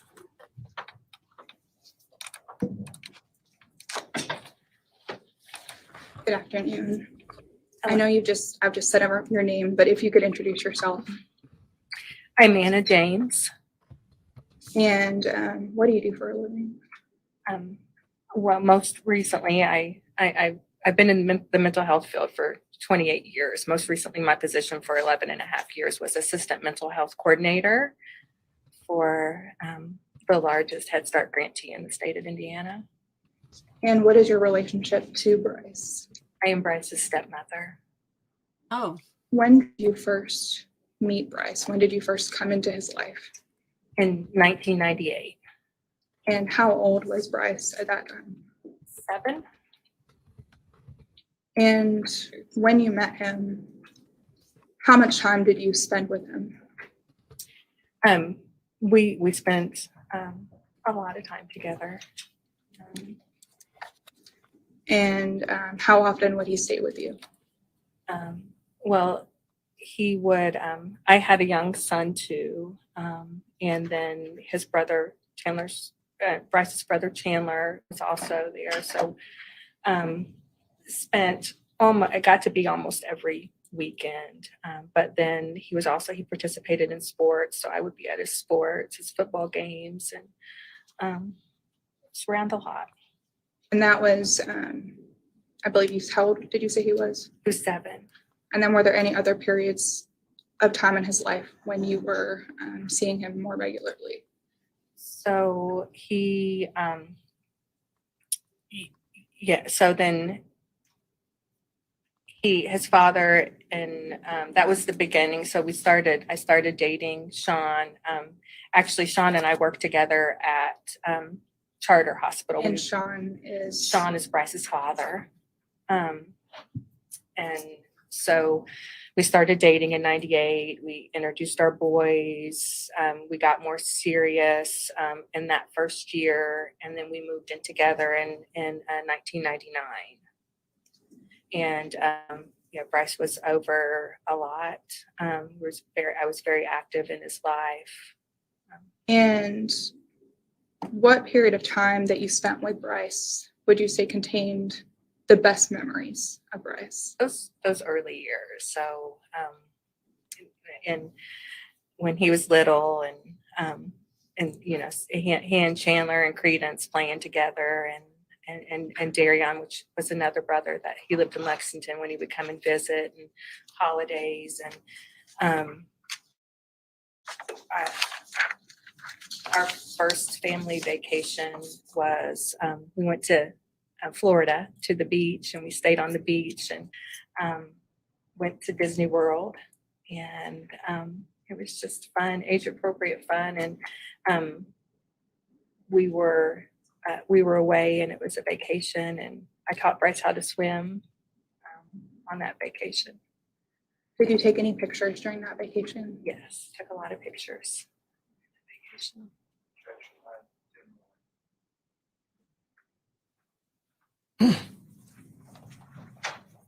Is this a photograph that you took yourself?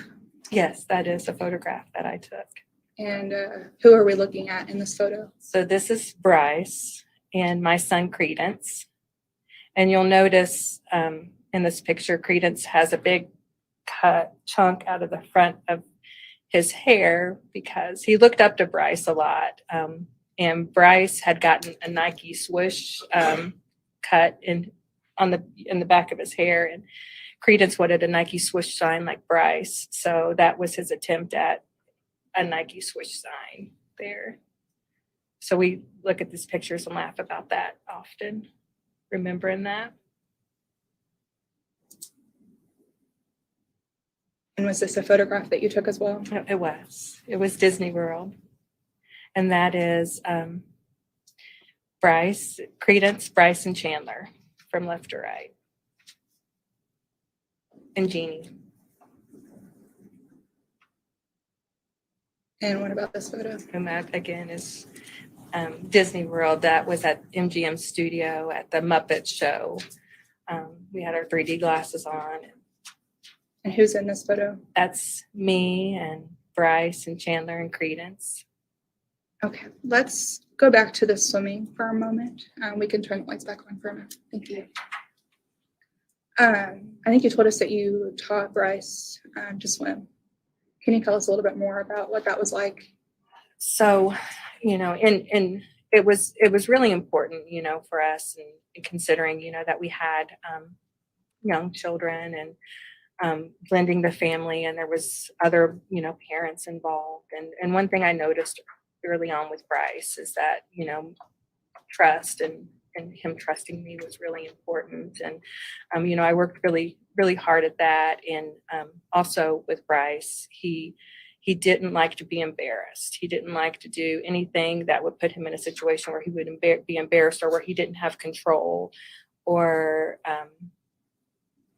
and so the swimming piece was big, and it stands out for me because it was so big, because he had trust was a big thing too. And so in my family, it was always really important to learn how to swim, to at least to know how to float, to be able to, you know, if you fell in, to be able to save yourself. And so that was important that for me, that the boys knew how to do that. And so that was, you know, Brice didn't know how to swim. And so I taught him how to, I say swim, but it was more floating. And so, you know, teaching him how to float and trusting the water and trusting that the water would hold him up. And I mean, that was a very significant moment in the building of our connection and our relationship, was teaching him how to swim, and that he trusted me, and he let the water hold him up, and he was brave, and he did it. He learned how to swim. Is there anything else from that vacation, that family vacation, that stands out or that's significant to you? Or nodding. Just Brice's goofiness. He was always so goofy when he was, you know, when he was little. And one of the Star Wars came out, and when we went to Disney, the boys, one of the shows we went to, they got lightsabers there. And so then we went to see Star Wars after that. And he, when we got back, he always liked to play pretend too. And he and his brother, not just him, but he and his brothers. And so we had the arms of the couch had covers on them, and Brice thought they looked like what the stormtroopers wore. So, and the other thing I remember is, like, the boys were in their underwear a lot. So I have all these pictures of them in their underwear with these couch things on their head and their lightsabers, like running around. And it was just remembering that we were just happy, and they were happy, and it was just a really nice time to be together as a family. Thank you. I think we have a few more pictures. Could you describe this photo for us, please? So that was after Christmas. Credence, and that's Credence and Brice. And that was them singing something for me, and Brice playing the guitar. Credence continues to be a musician to this day, but yeah, which I think is funny. But again, Brice was so goofy. He was such a goofy kid. He was always like making jokes, and they were really getting into this song.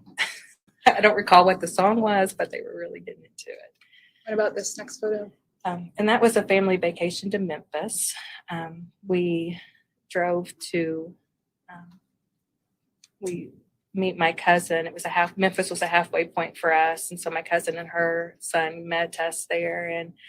And Brice, when we were on Bill Street, he saw that hat and wanted that hat, and he loved that hat, and he wore it like the whole time. We were at Hard Rock Cafe in this picture.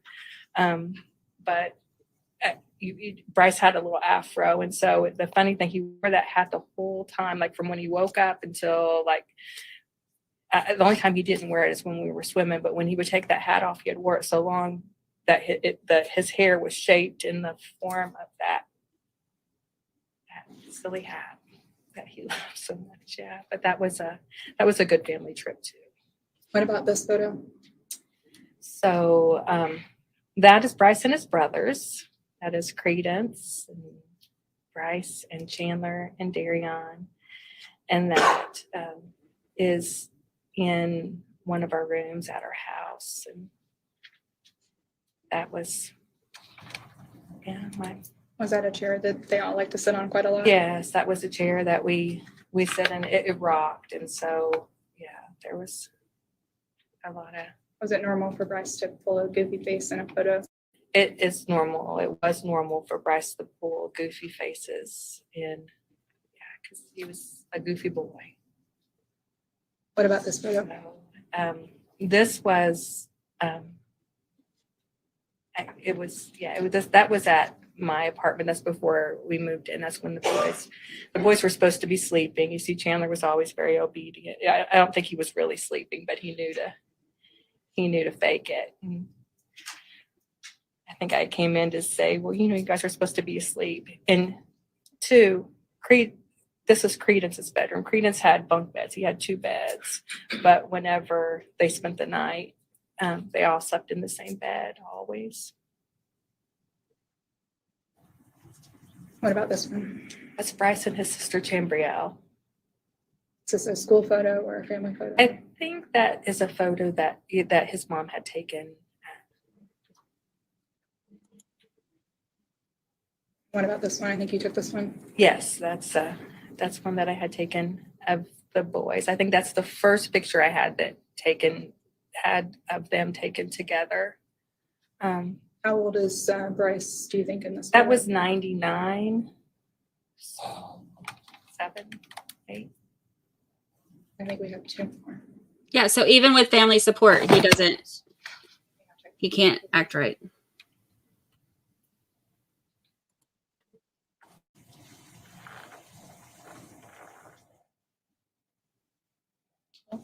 I think it's okay.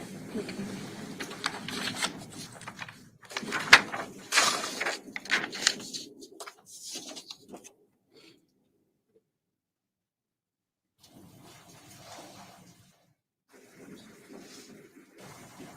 To me, I think this we just can- takes we can away move on. any bit of What about the last one? empathy that I would have had The for him. grandson.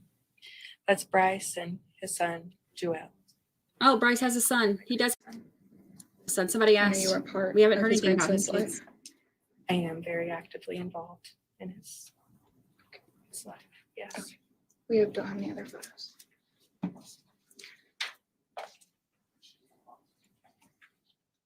Are there any other memories from Florida or from when Brice was in the 3rd grade that you'd like to share? What would you do with the boys? Well, I was a busy mom, so just making sure they, got to practices. And so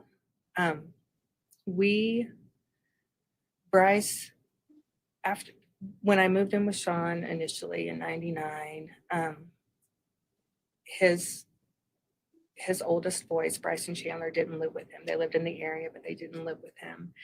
And, I was a recent college grad. I, was a sociology major. I had, I worked in the field, and there were some red flags that I saw with both the boys and their living situation. And, and I had this grand idea, not just me, but Sean too, I just wanted to stabilize things for the boys. And we were moving towards, marriage and long term. And, and so I felt it would be important to bring the boys into our home to go to school. I worked at a community mental health center on the school. Ma'am, I'm sorry to interrupt, but you want to speak up some. Sure. Do I need to scoop? Is this the mic? That would be helpful as well, yes. I worked on a school-based team in a community mental health center in Jeffersonville.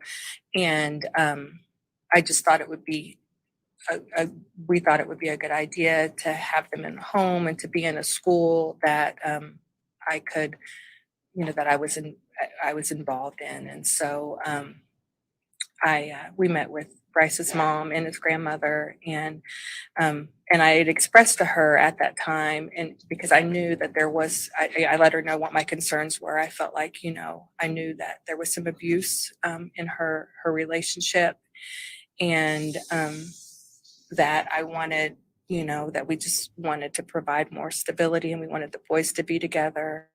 And so Shauna agreed to let Brice come and live with us for his 3rd grade year. And so he did live with us. I'm so sorry. I'm still having a hard time hearing you. That's probably my fault. I started talking softly, so let's just try and speak so everyone can hear. Okay. And I'll probably ask you about a number of things that you've just shared with us. Okay. I think,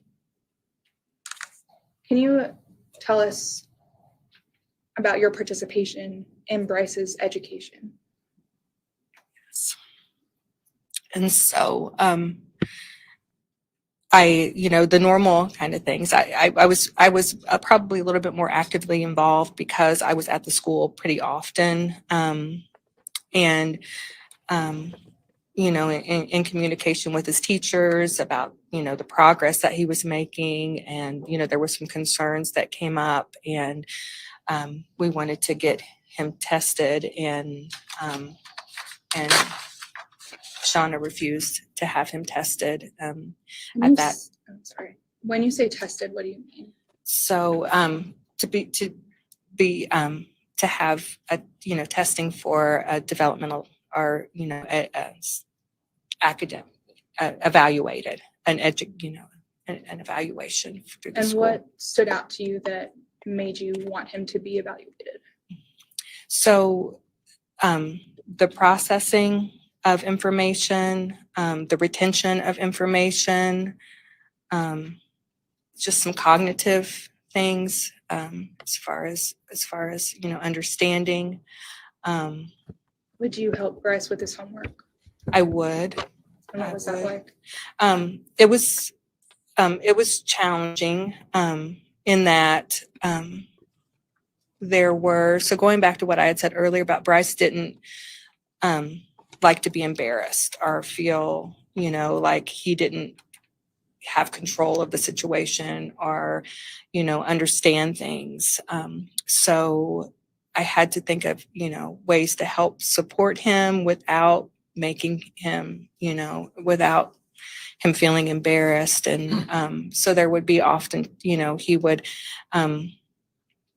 so there oftentimes I would help him as much as I could, but then we would get to a place where, I wasn't helpful anymore. And so that's when I would talk to his teachers about, this is as far as we were able to get. We did read a lot. He didn't like reading. And so I read to him and the other boys. So we would do that, nightly.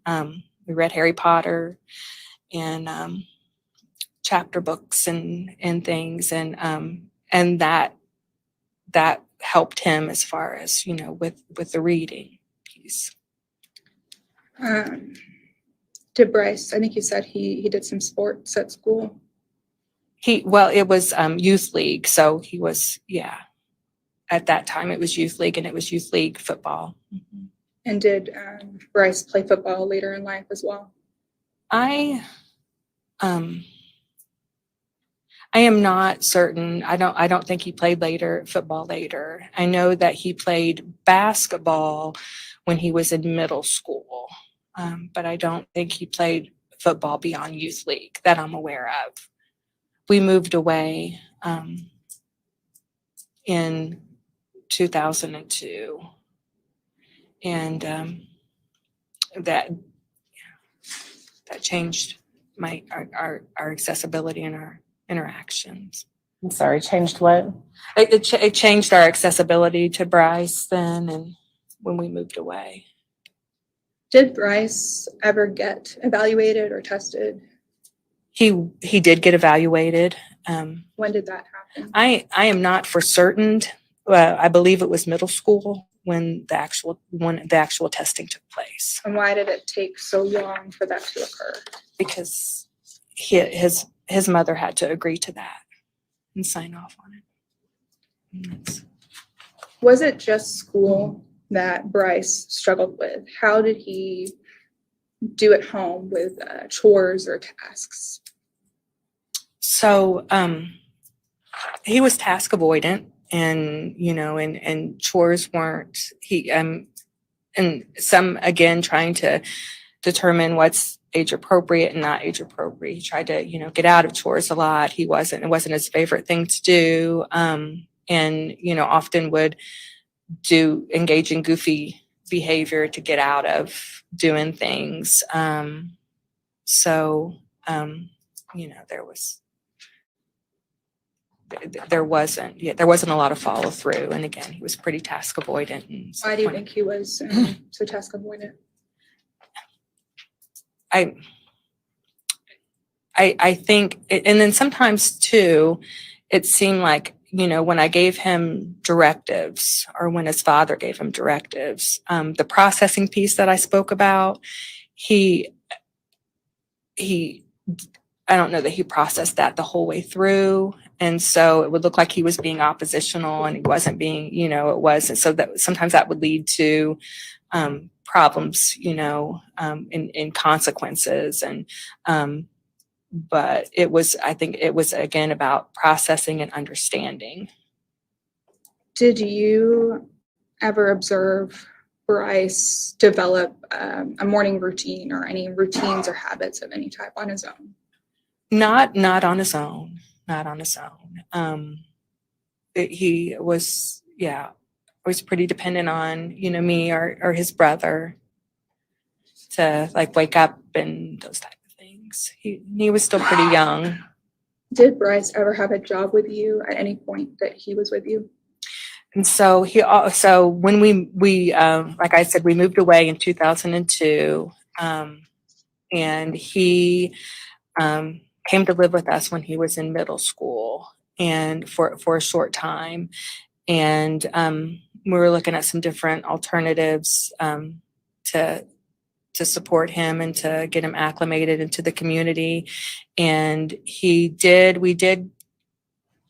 look at, a job at Marsh at the supermarket, but that never, we spoke with the manager and we went in, but he never did. How did that interview go? Do you remember? So it was an unofficial interview, and it was, but Brice looked to me more to do the talking for him. And how old was he at the time? Probably 14. I want to go back to talk about one of the other boys that you raised. You raised 3 boys during, yes, 3 or 4. Yes. During the same period of time. Yes. Was Brice the only one who had struggles at school? No, he wasn't. And that was the reason why. So Chandler was the other.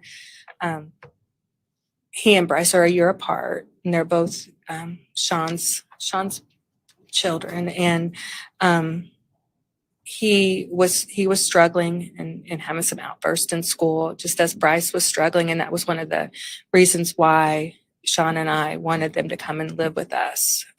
We were moving towards, we were more serious. I had recently graduated from college. We had, we were trying to create stability. We wanted the boys together. And so we brought Chandler. Yeah. So Chandler came to live with us too.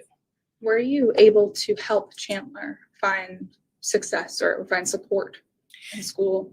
Yes, we were able to create that stability that we wanted, and that we wanted to create for him. And and Chandler stayed with us, and he moved with us. And yes, Chandler completed his PhD in June of he completed his PhD in June of this year. And he currently is an assistant professor of political science. How do you feel that consistency impacted Chandler? I feel like it impacted him positively, and it impact. His life trajectory was completely different, and he was able to thrive. He worked on he was able to thrive in a just remarkable way. He had success in elementary and middle, and then high school. He graduated in the top 20 from his high school. He went on to one of the most prestigious colleges in the University of Chicago. He worked on Capitol Hill for a while after he graduated with his undergraduate degree. He went back and got his master's and his PhD, and he is currently an assistant professor at the University of Oregon. What about Brice? You've told us that you tried to get him tested. What else did you do to try to help Brice? So we went, when Brice came to stay with us in the third grade, I spoke about the meeting with Brice's mother, and I understood kind of, when I think back about it, because I think back to it, I was really young, and so Sean, we were both really young. We were all, the parents in the situation were all very young, but I understood the importance of including his mother and respecting his mother and validating, where she was, and that, in that partnership, in trying to raise Brice, it was going to be really important that we had a good relationship. And so, I was aware of, it was just very guarded. We never knew where she lived. There was a lot of different phone numbers. She always had a lot of money, but no job that I was aware of, drove really nice cars. And so just, again, a lot of red flags for, just some, and then, Brice's behavior, his guardedness, him being scared. He often, I didn't mention before, like when he would stay over, he often wanted to sleep in my bed at night. One night he fell asleep with a big gob of gum in his mouth and woke up and he had a lot of hair and had all this gum in his, it took a long time to get the gum out of the afro. But so again, it was just really important. I knew so that I needed to, that mom was in an abusive relationship. And so having, that conversation with her and, us getting on the same page. And so initially she agreed to allow him to come and live with us, and he stayed with us. And Sean and I weren't married. And so also too, I respected that I was not the wife in the situation. I was the girlfriend. And, so I respected those boundaries, and was very intentional about respecting those boundaries. And then, we got married on January 1st of 2000. And I was at a place where I had been pushing Sean to get some kind of custody, to get something on paper because I felt like Shauna, Brice's mother, with her lifestyle, was sabotaging our ability to provide the stability in his life that we wanted and we needed to have. We didn't have phone numbers. We didn't know where Brice was when she would take him on the weekend. Sometimes she would take him to school on Monday. Sometimes she wouldn't. He would be late to school from time to time. And so after we got married, I began to push more. And I began to exert more. We have to do we need to go to court. You need to get some kind of something on paper so you have more rights in Brice's life. And when I started to do that, that created friction and tension between Shauna and I, and she tried to come and get Brice. And so we had talked with an attorney. We were seeking custody, seeking some kind of, and so it was led into a weekend where we kept Brice until we could get to court. And on that Monday morning, the school called me, the secretary, because again, I was very involved, and the secretary called me and said, Anna, there's a woman here saying that she is, Brice's mother, and she's trying to take him out of school. And she said, and if you bring Brice to school, she's going to be able to sign him out. And so we had all this stuff going on, and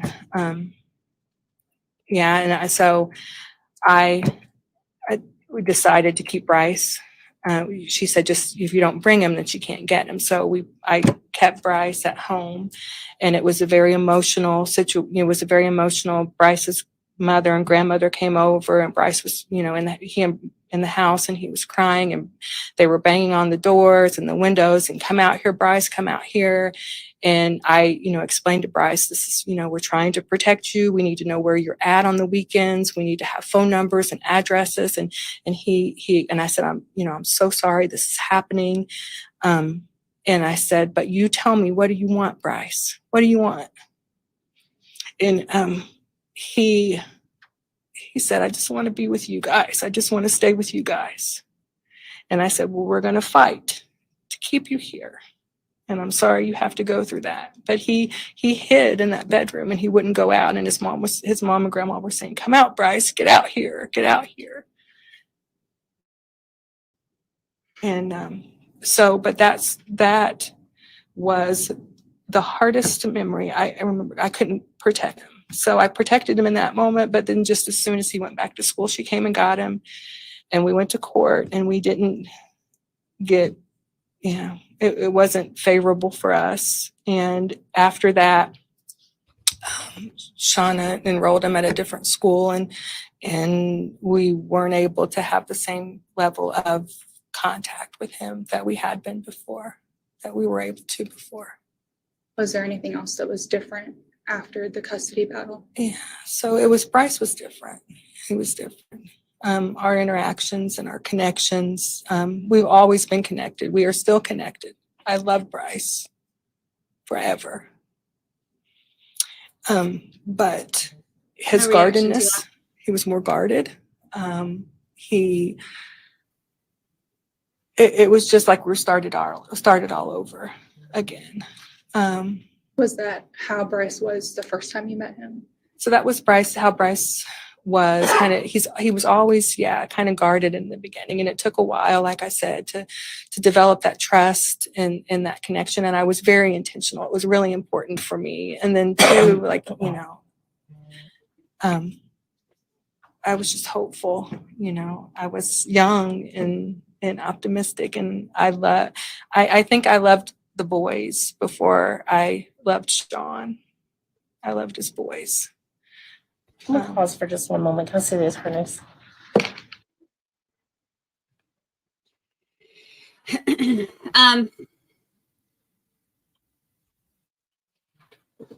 Interesting.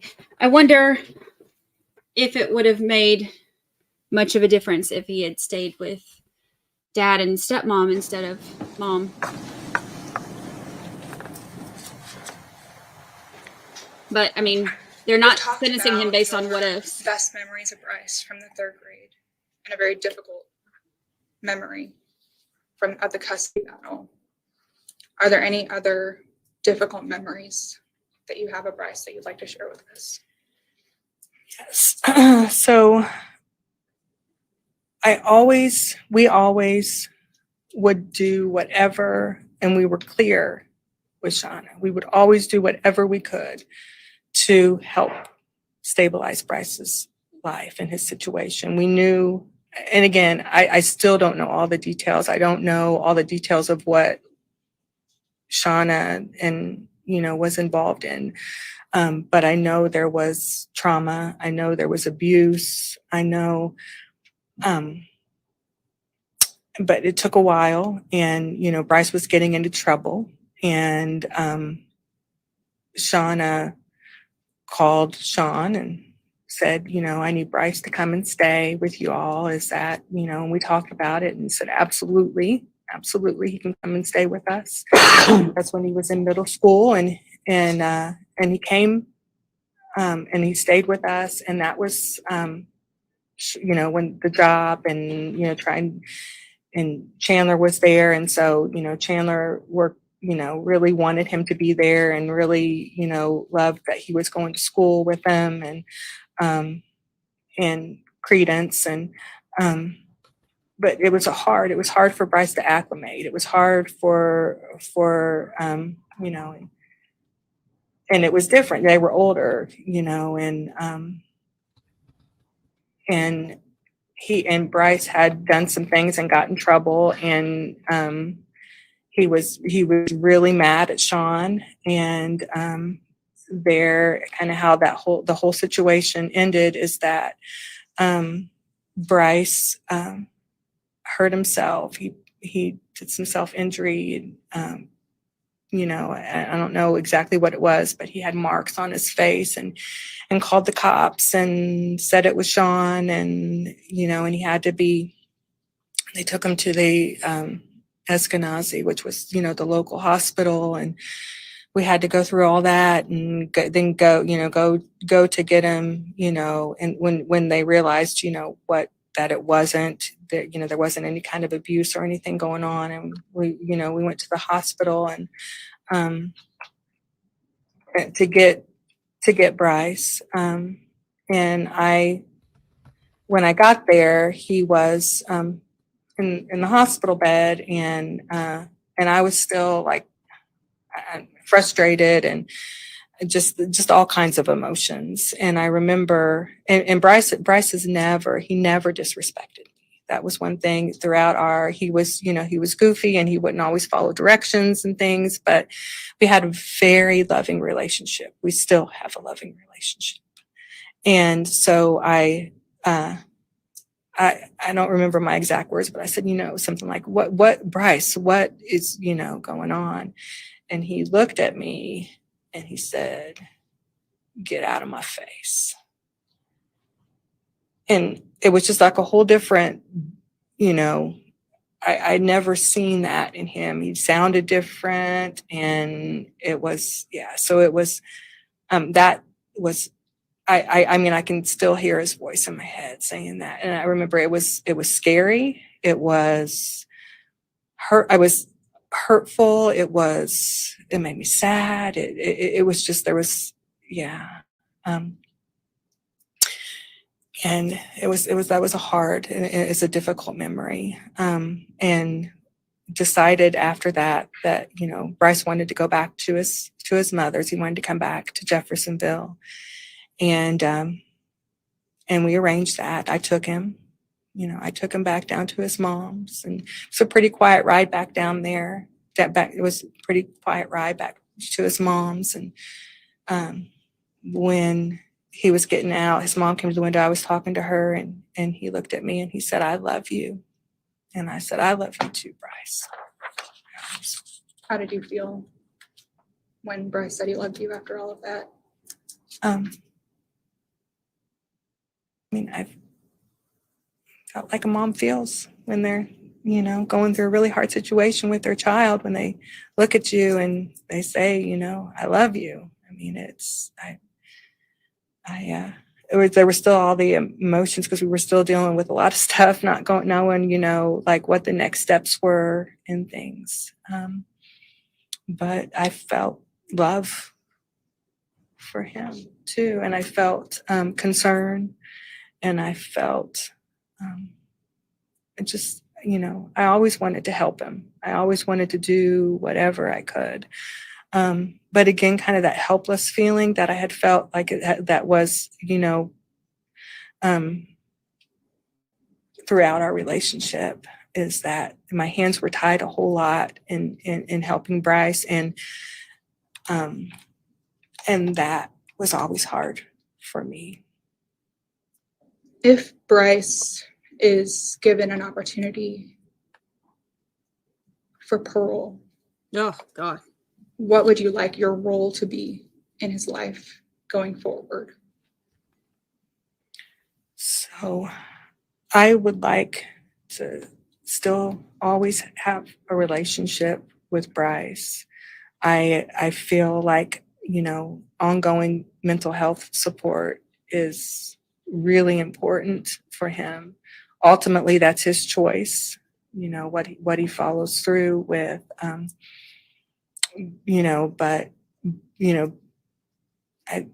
I've been in the mental health field for 28 years, and, I have a lot of resources. And so I would, like to encourage that. I can see that I wouldn't, if in that relationship, that would be something that I would encourage. And, you know, and Brice, like I said, I'm his son's Nina is what he calls me, Nina.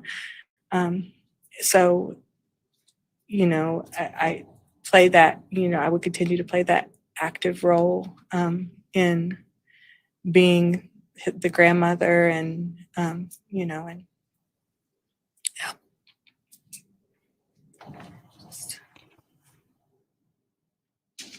Thank you. Have you have more questions? Any questions? No question, Your Honor. All right, you're free to step down. Thank you.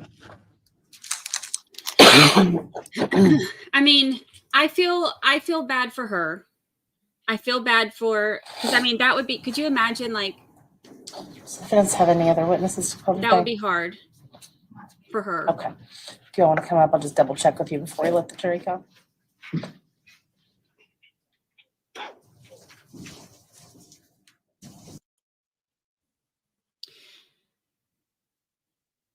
I do feel bad for her.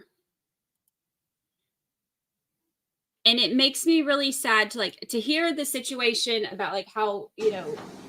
All right, ladies and gentlemen, we are going to go ahead and break. We think tomorrow will be the last day that you'll need to be here likely. But we're going to start up at 9 o'clock tomorrow so we can try to, you know, not have you here late if at all possible.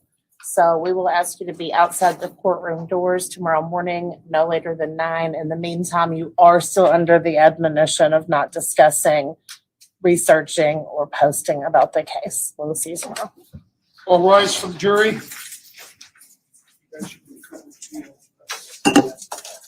I think to hear how it was and to think about how things could have been is really sad, because if things would have been different, you know, maybe those boys and Christopher and, you know, those 3 victims wouldn't have had such a horrific end to their life, and there wouldn't be so many people whose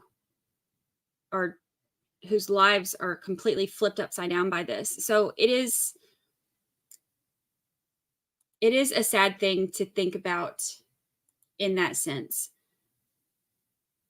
That part makes me sad. As far as feeling pity for him, no, obviously. Like, what he did was, there is no pity.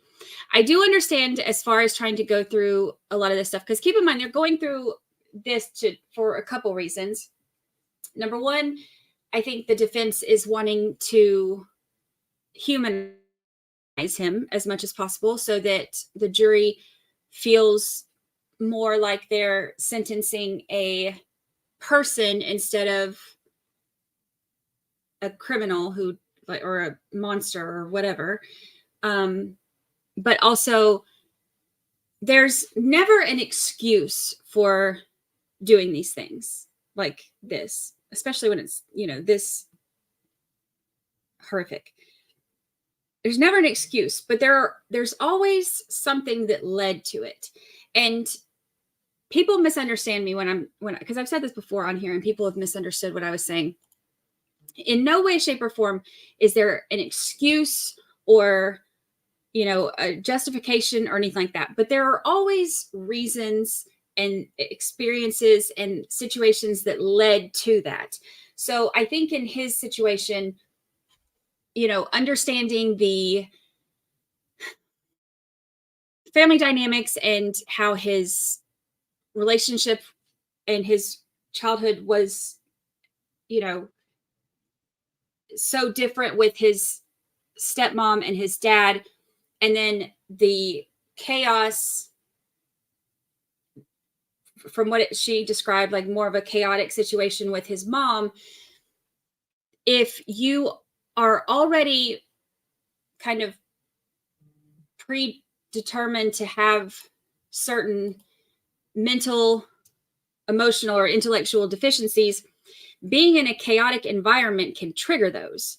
So it's not like, oh, this is his mom's fault. It's not, oh, this is his, you know, dad or stepmom's fault. It's nobody's fault other than his, but nobody just all of a sudden goes and does something like that. There is always a series of situations and events that have led to that point. So I think they're trying to help the jury to understand some of the things that led to this. Now, do I think it matters? No, he needs to go away and never get out. But I do understand what the defense is trying to do. I think that understanding his predisposition for the mental issues that he has and all of that, and understanding that being in a chaotic situation where he's not structured, he doesn't have the support, he doesn't have that, that can trigger that can lead to him being unable to make good decisions. Now, that's kind of where the responsibility for those things ends, though. He went so far above and beyond just that situation. And because there are plenty of people, again, who are in situations like that where, yeah, they'll make bad decisions, they'll do things, but not take it to the extent of having complete lack of emotional understanding for another person. You know what I mean? So I think that I get where they're going with this, but I think it's kind of pointless because I think that he needs to definitely get life without parole. I think he needs like all three to be, you know, consecutive life without parole. I don't think he needs to ever walk the streets again. I don't think that there's any amount of mental health or rehabilitation that could ever make him not a danger to society. But it is sad to see the way that his stepmom was talking about that kid who was, you know, funny and would make goofy faces, and, you know, her sons looked up to him. The way she talked about that kid is really sad because that kid is somebody who you could tell that she cared a lot about. That kid's gone, and now there's this, you know, murderer who has just destroyed so many lives, and that's sad. I think that's sad for her. And I think that, you know, it's hard that his whole family has to go through that because they're, I won't say that they're victims in this, but they are deeply affected by this. Of course, I can't imagine being in her position and how hard that would be, especially if, you know, she was doing all of those things trying to help him. So I have a lot of empathy for her and for the family. I have understanding of his situations to a point, but that's about where it ends for me on him. What he did is just so horrific. All right, so they're starting, I'm making our stream for tomorrow right now. Let me get this set up. They're starting at 9, right? So we'll start about 10 minutes before that. Let me get it set up. And then we can, there we go. Look at us go. Look at us go. I did not know he had a son. Did I know he had a son? Have we talked about that? Everything runs together now. I don't remember if I knew that. I don't remember knowing that. Did we know that?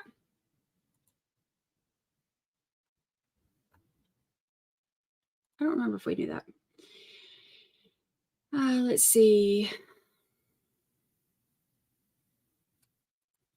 I don't want them to have a doctor on. They will justify all of his behaviors. Doctor can go on and on.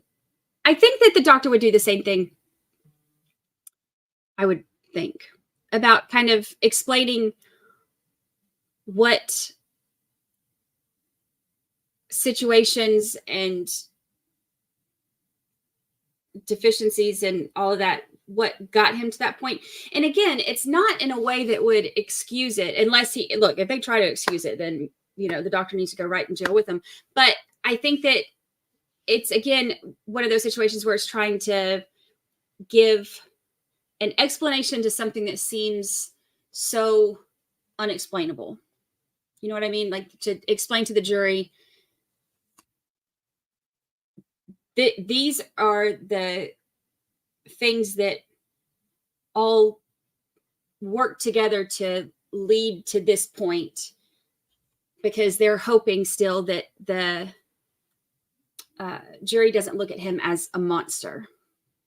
I think that's what my theory is. Oh, yes. I hung my little gnome thing, you see, and my candle right here is still going. Okay, understanding it is not the same as excusing it. There's absolutely no excuse. There never could be. According to the interwebs, he does not have kids. I think the stepmom was meaning Brice called her Nina. Well, they showed that one picture, right? And then didn't she say that was... Did we all hear that wrong?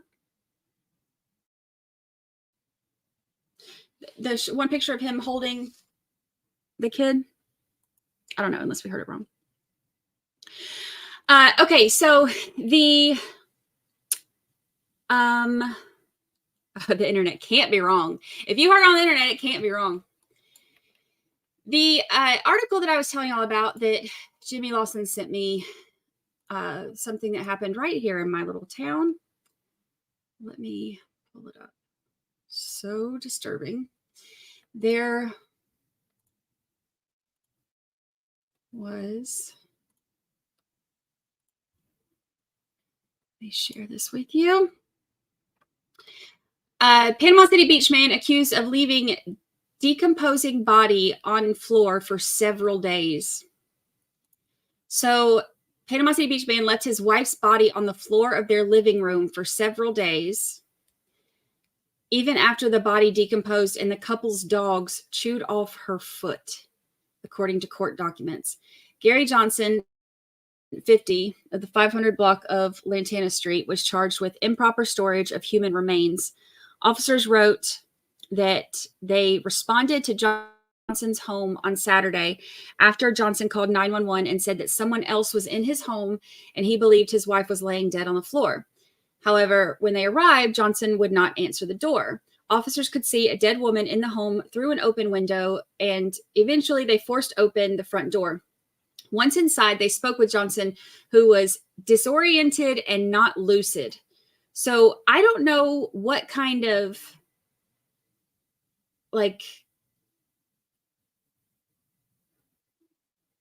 disoriented and not lucid. I don't know how.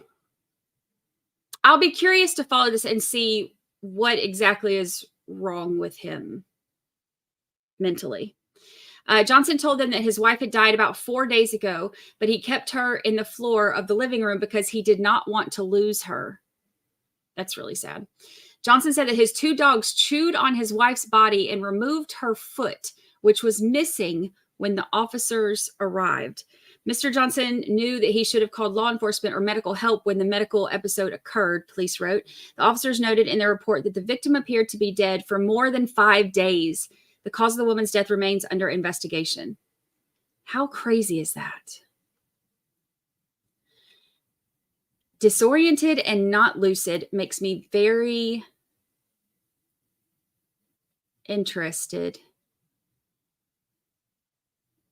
And it is really sad that he left her there because he said he did not want to lose her. I'm wondering if he has some kind of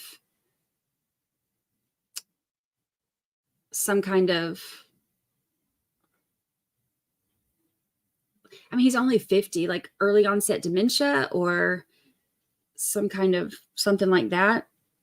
Or if he was just tweaked out of his gourd. I don't know. I don't know. There's no way to know until we hear more, but I'm going to follow that because that's That's crazy, right? And he doesn't, I mean, that does not look like a 50-year-old man. So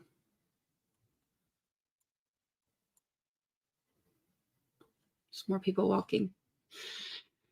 Did you see that Mark Schreiner was Tracy Veriter's lawyer for like 1.5 seconds? I heard that, but I hadn't talked to him. Interesting. All right, let's see what we got going on. Tomorrow will be the final day that, let's see what we got here. Oops, ignore me, just messing stuff up, no big deal. Oh, we're at 13,768 subs, which means we are getting closer to 15,000. That's kind of cool. All right, let me see. So tomorrow we're going to start they're going to be here at, not here. I'm in Florida. They're going to be there. He comes from PCB just like me. Is that not scary? No, I'm not. No, I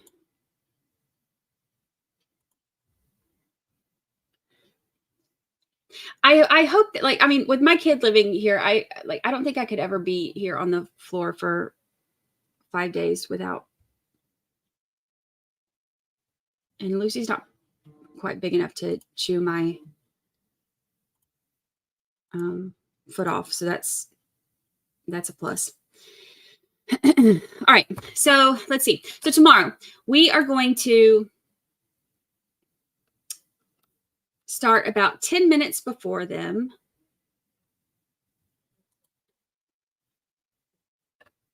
And they said that they expect tomorrow to be the last day that we are here. So 9 o'clock is Eastern time. So we're going to start about 10 minutes till 9 Eastern time tomorrow. Due to 60, not 50. Did it say 60? I don't have my old lady glasses on, so it may have said 60. Oh, it says 50. I don't know.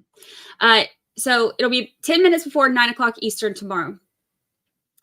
I have this stream set up for tomorrow, so you can hit notify me.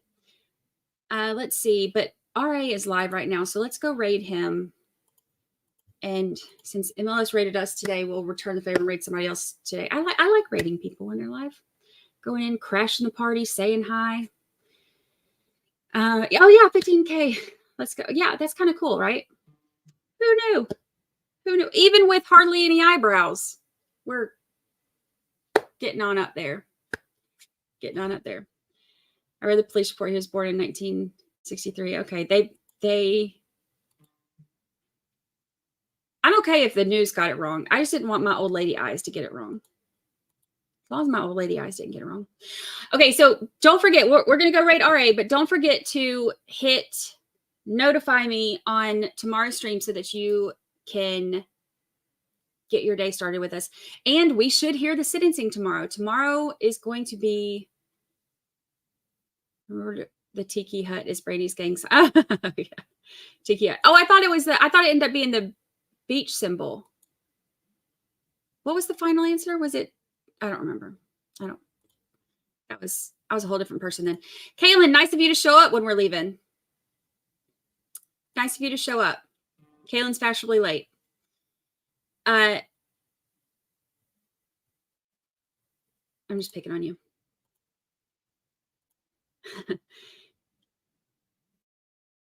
Oh, on her video this morning, she said, oh, I haven't got to watch it yet. On her video this morning, she said it's the Tiki Hut. Okay, gotcha. I have my kids' Christmas recital. Since when are your kids more important than jury duty? Really? Get it together. Get it together. Just joking. Just joking. This is why I'll never get to 15,000 because I treat people like that when they come in. They ignore me. All right, let's go raid him and see all of our friends over there. And I will see y'all tomorrow. Is the day we are going to hear the last of what they have to say, and then we will get the sentencing, and then we will talk about what is next for us. So thank you all. I appreciate it. I really appreciate y'all hanging out with me today. I sincerely appreciate the gift train today, the P.O. box stuff I got. I'm about to go put this in my window and all of that. I appreciate y'all so much. I don't know what I have done to deserve the support that y'all give me, but I sure am grateful for it. So thank you so much. I will see y'all Amy Lee was cheated for top 3. I did the top 3 this morning. Oh, are you already over in that one? I'll have to go get in that one. All right, y'all. I'll see you over on RA's channel, and I will see you bright and early in the morning. We're going to start just before 9 a.m. Eastern time. 9 a.m. Eastern time. So I'll see y'all then. Love you. Bye.